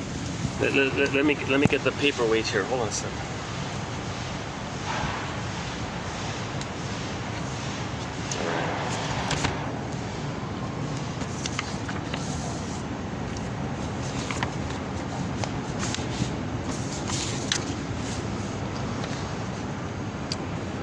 Yeah, this one here. Is this the one? The emotional state. Yeah, this one here. The emotional state of the pregnant mother may pose a greater risk to the child than the emotional state of the mother during the years following birth. Her biochemistry will filter into the unborn child. You see, that's the issue. If her biochemistry damages the baby's brain, that's a worse. It's a worse damage. You're better off having a happy brain at birth, and maybe some problems after birth. So it's just a question of degree here, I guess.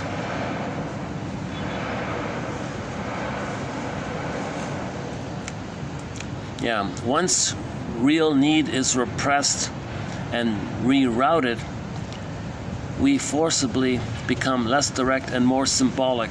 Yeah, so when you deny the real need, it comes out circuitously in symbolic efforts, right?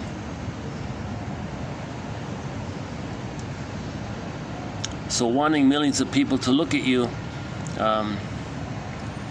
it might be symbolic of your wish that your mother could have seen you. But the mother didn't see you, so you hope millions of people will look at you. That's only symbolic of the real need to have been seen and seen by them. So the mother's loving gaze, yeah, so mother's loving gaze was missing. So the extended paradise that the baby needs has 3 parts. Skin-to-skin contact. The skin functions as a bridge between the affective somatic communication between the baby and the mother. So the rhythm, the communication between the baby and the mother takes place with the skin-to-skin contact, and the skin is kind of like the bridge between the two. So the baby needs the skin-to-skin contact, smells. Okay, baby sleeps on the mother mostly. Baby nurses according to their schedule and all this. So the rhythm of safety, the continuity, the warm. Baby feels mother's presence. Mother feels the child's presence. The child feels that mother feels that. There's like back and forth like that. Rhythm of safety, skin. Part B, the natural breastfeeding, because the nerves in the child fizzle in or line up with the nerves in the mother, and that allows the communication to take place. And the mother knows, and it can be attuned to the baby's situation, can feed according to the baby's needs. And the third part is the loving gaze part. The child's going to look at mother's eyes. If mother's filled with anger or hate, well, that'll hurt him. That can hurt him. Mary Ayers has a book about this. mother-infant attachment. What's her name again? Mary, I think A-Y-E-R-S, is that the one? It won some famous award actually, about the mother's gaze, the look and all this. So the child can be terrified if the child looks at the mother and she's not looking with pleasure and delight and acceptance. And the mother's supposed to see that the child is unique, nature's greatest miracle. Never in all of history was there ever anyone just like her child. Never in all of the future will there ever be anyone just like. What a delightful mystery here. The Great Spirit likes everything unique like that. That's a real delight like this. And the chances of her child being like the way that child is 1 in 400 trillion, like the odds. Like there's a real mystery and delight in all this. And the mother doesn't own the child as her property kind of thing. She's loving the child and doing her duty and all this. But at the same time, she's seeing a loving acceptance, a loving delight, a warm pleasure, and the delightful mystery and acceptance of the child's uniqueness. And the child sees all that, then he can accept himself. The way the mother treats the child, the memories get in, then he treats himself like that. Human connections lead to neural connections. If the human connection is problematic, the neural connections are all mucked up. Set points are all trying to compensate. Stress here and lack of serotonin here, memories here, can't know himself, false beliefs that he's got to save the mother, that he's going to imitate the mother, identifies with the mother, trying to save the mother. What does the mother want? Can't please the mother, angry. So he'll generalize, broadly displace it onto others or something. So it's all kind of confused like that. So psychoanalysis is the study of the internalization of interpersonal relationships. This internalization, this mapping that the baby creates by the interaction, human connections, the interpersonal becomes intrapsychic.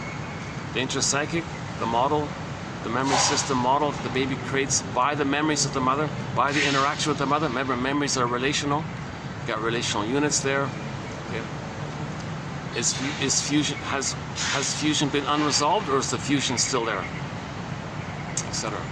And then if it's a problem with the mother, this problem is going to make itself known to us by our repetition compulsions in life, because we're going to repeat what caused it, hoping to somehow magically change the past. So that's the inside out, as above, so below. So object relations theory or psychoanalysis is the study of the internalization of interpersonal relationships, which reveals itself later on interpersonally later on. The blueprint shows it. The blueprint reveals itself to you when you're replaying and reenacting what caused it. You're recreating and reenacting what caused it. That's an inference to know what happened that caused it. Okay, gosh, yeah, this is one of the nicest. With the lighting and the flowers. It's one of the nicest moments I've had here. It's only gonna last a few more minutes, right? What do we got here? 6:23.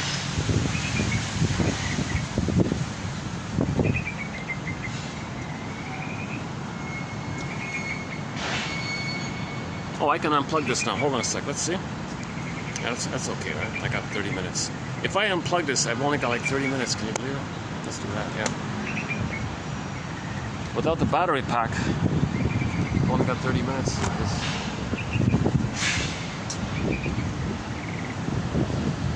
Yeah, sorry, I can't really show you much else. Yeah. There's no, yeah, I can't stand on these chairs. Yeah, no, I don't want to take a chance on these chairs. It might damage some. Oh, there's.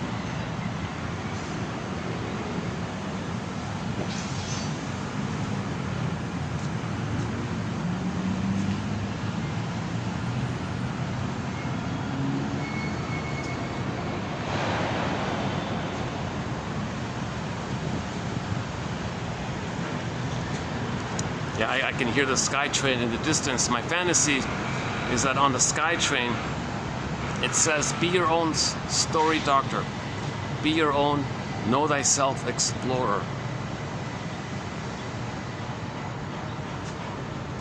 Yeah, and then the website.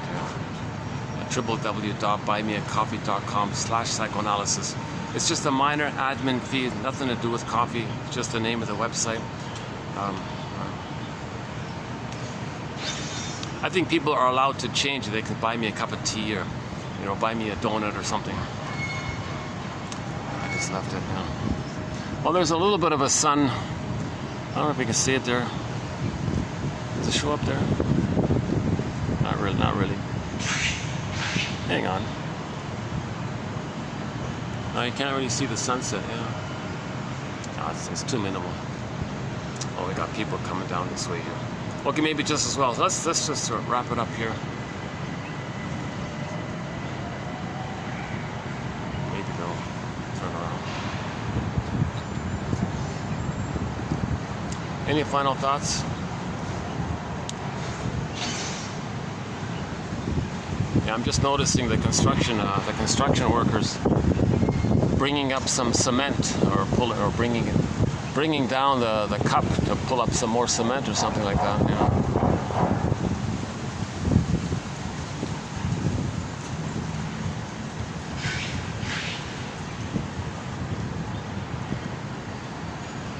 I think a real evolution would be to soundproof the walls. My God.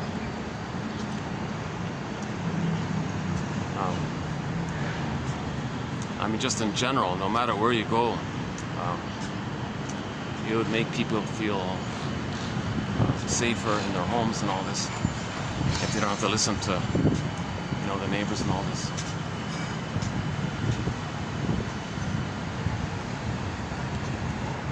Yeah, so what about a hotel chain that advertises that the rooms are all soundproof? You're guaranteed a good rest, kind of thing. Yeah, do that instead of creating the steroid games. Jesus Christ. Oh, Heather.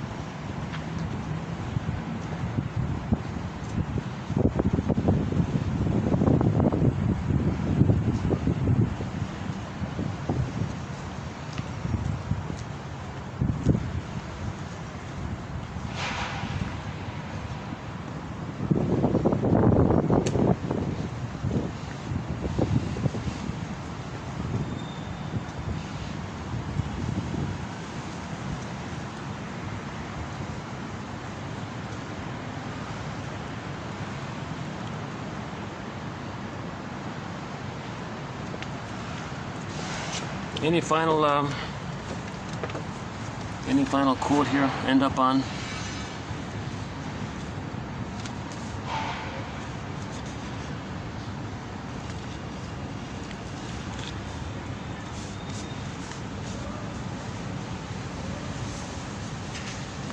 Yeah, from the TV show Drop Dead Diva. The law is the wisdom of the ages wrapped in the opinion of the moment. A reflection of society. So just as a self-help exercise, you know, just apply that personally, right? Like everything that you know about yourself, you know, wrapped up in your opinion in the moment, a reflection of your life, kind of thing. You know?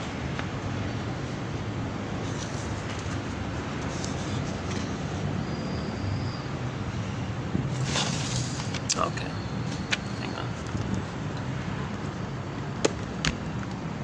Okay, let's just wrap it up here. Yeah. Let's just wrap it up here. Okay, I'll see you in part 22. Yeah.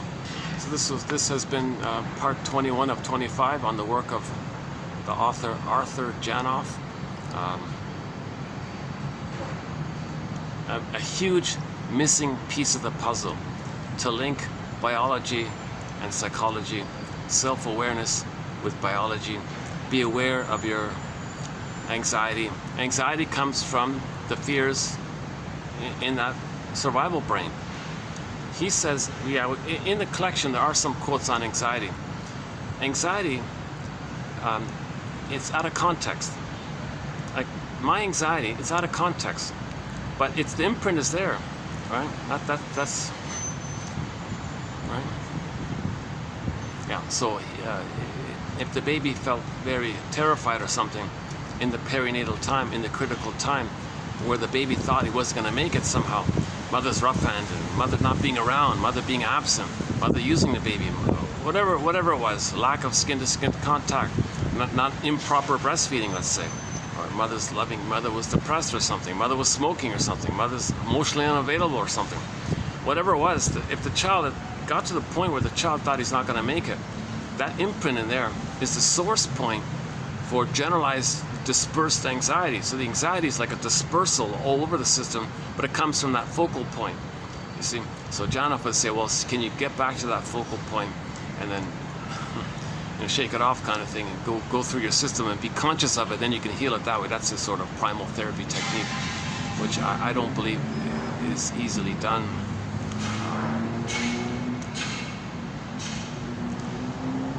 He seemed to promise like a quick fix kind of thing. Although in the books he says, no, I'm not doing that. Please believe me, I'm not doing that.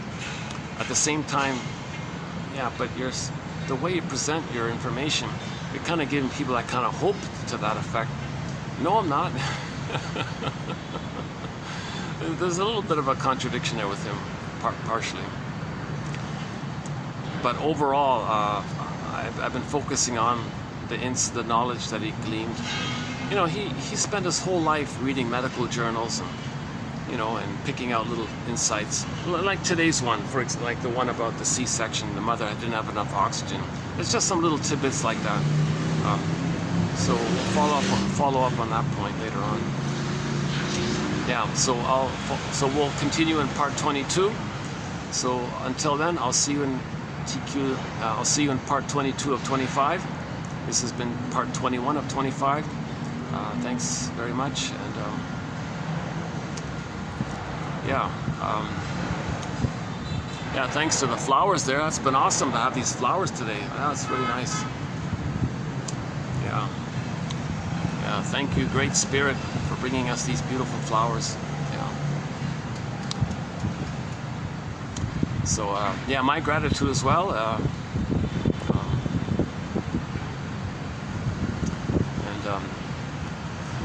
Yeah, so speaking of gratitude, I gotta thank the makers of this phone here, the print shop that printed the paper, the people that made the paper. You know, yeah, there's lots to be grateful for. You know, there's lots to be grateful for. Okay, yeah, I don't have any. I keep hoping I'll find some inspiring thing to say or some humorous thing to say. Robert Bly says when he ends the lectures, he tries to say some kind of mundane thing, like some simple, to bring people to ordinary daily life. So he'll talk about, well, I can do the same thing. I can talk about guava juice. Yeah, so one of the companion beverages to our collection is guava juice. Guava juice, tangerine juice, Egyptian licorice mint tea from the Yogi Tea Company, pollen from Munich, Polleners 0.0 non-alcoholic beer, that one there. And the other, we have 2 fruit wines, but apparently I'm not allowed to, because if there's alcohol, I'm confused about that, if you're allowed to mention or something. But we do have like a plum wine and a apricot wine kind of thing. But I won't mention the names, is that right? But they're not too strong, they're kind of mild. But they're hard to find now. So mainly it's guava juice right now. Guava juice is sort of like what spinach was for Popeye. I feel very much energized if I have a half a liter of guava juice. I'm good. I can do a 6-hour video just on that. Yeah. Yesterday, that was the case, yeah. Okay, yeah, I really, you know, yesterday's quote, you know, what's on my mind, tell you the truth, yesterday's quote was one about complaining. Talk about dispersal, right? The child had a genuine beef or complaint with the mother, but he didn't know it. So it got generalized, and he complained about everything all over the place. Right? So that only stopped when he could identify the feeling of his true general complaint. Okay, now I should, yeah, let's wrap it up here. More people coming down this way here. Okay. Yeah, Saturday night's gonna get busier. All right, gonna get some good lighting at the end here. What about right here? How about right here? Does this work? A little bit of lighting? No, not really. Yeah. I think that's it. Huh? Okay, sorry about the lighting here.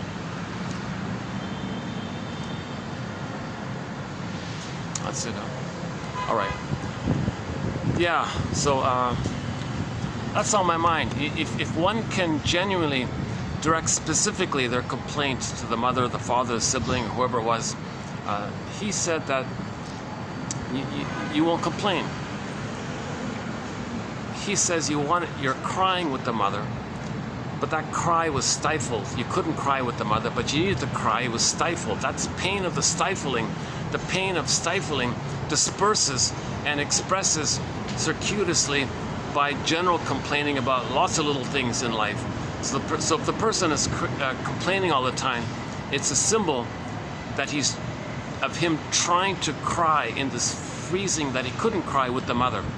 So he needed to cry with the mother. It was frozen. The frozen is pain, but the need to cry, that he was sad that he didn't get his needs met, is set there, and that pain kind of disperses like that, right? Just like the generalization theory, right? The guy was the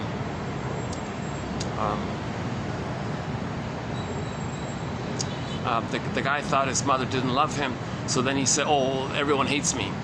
Like it dispersed like that. So see, neurosis is the generalization of something specific that's too painful to admit. Right? That's one of the quotes from today's batch here. All right, I'll wrap it up here. I'll see you in part 22. Thanks very much. Yeah, I'll see you in part 22, and we'll add more quotes from Arthur Janoff.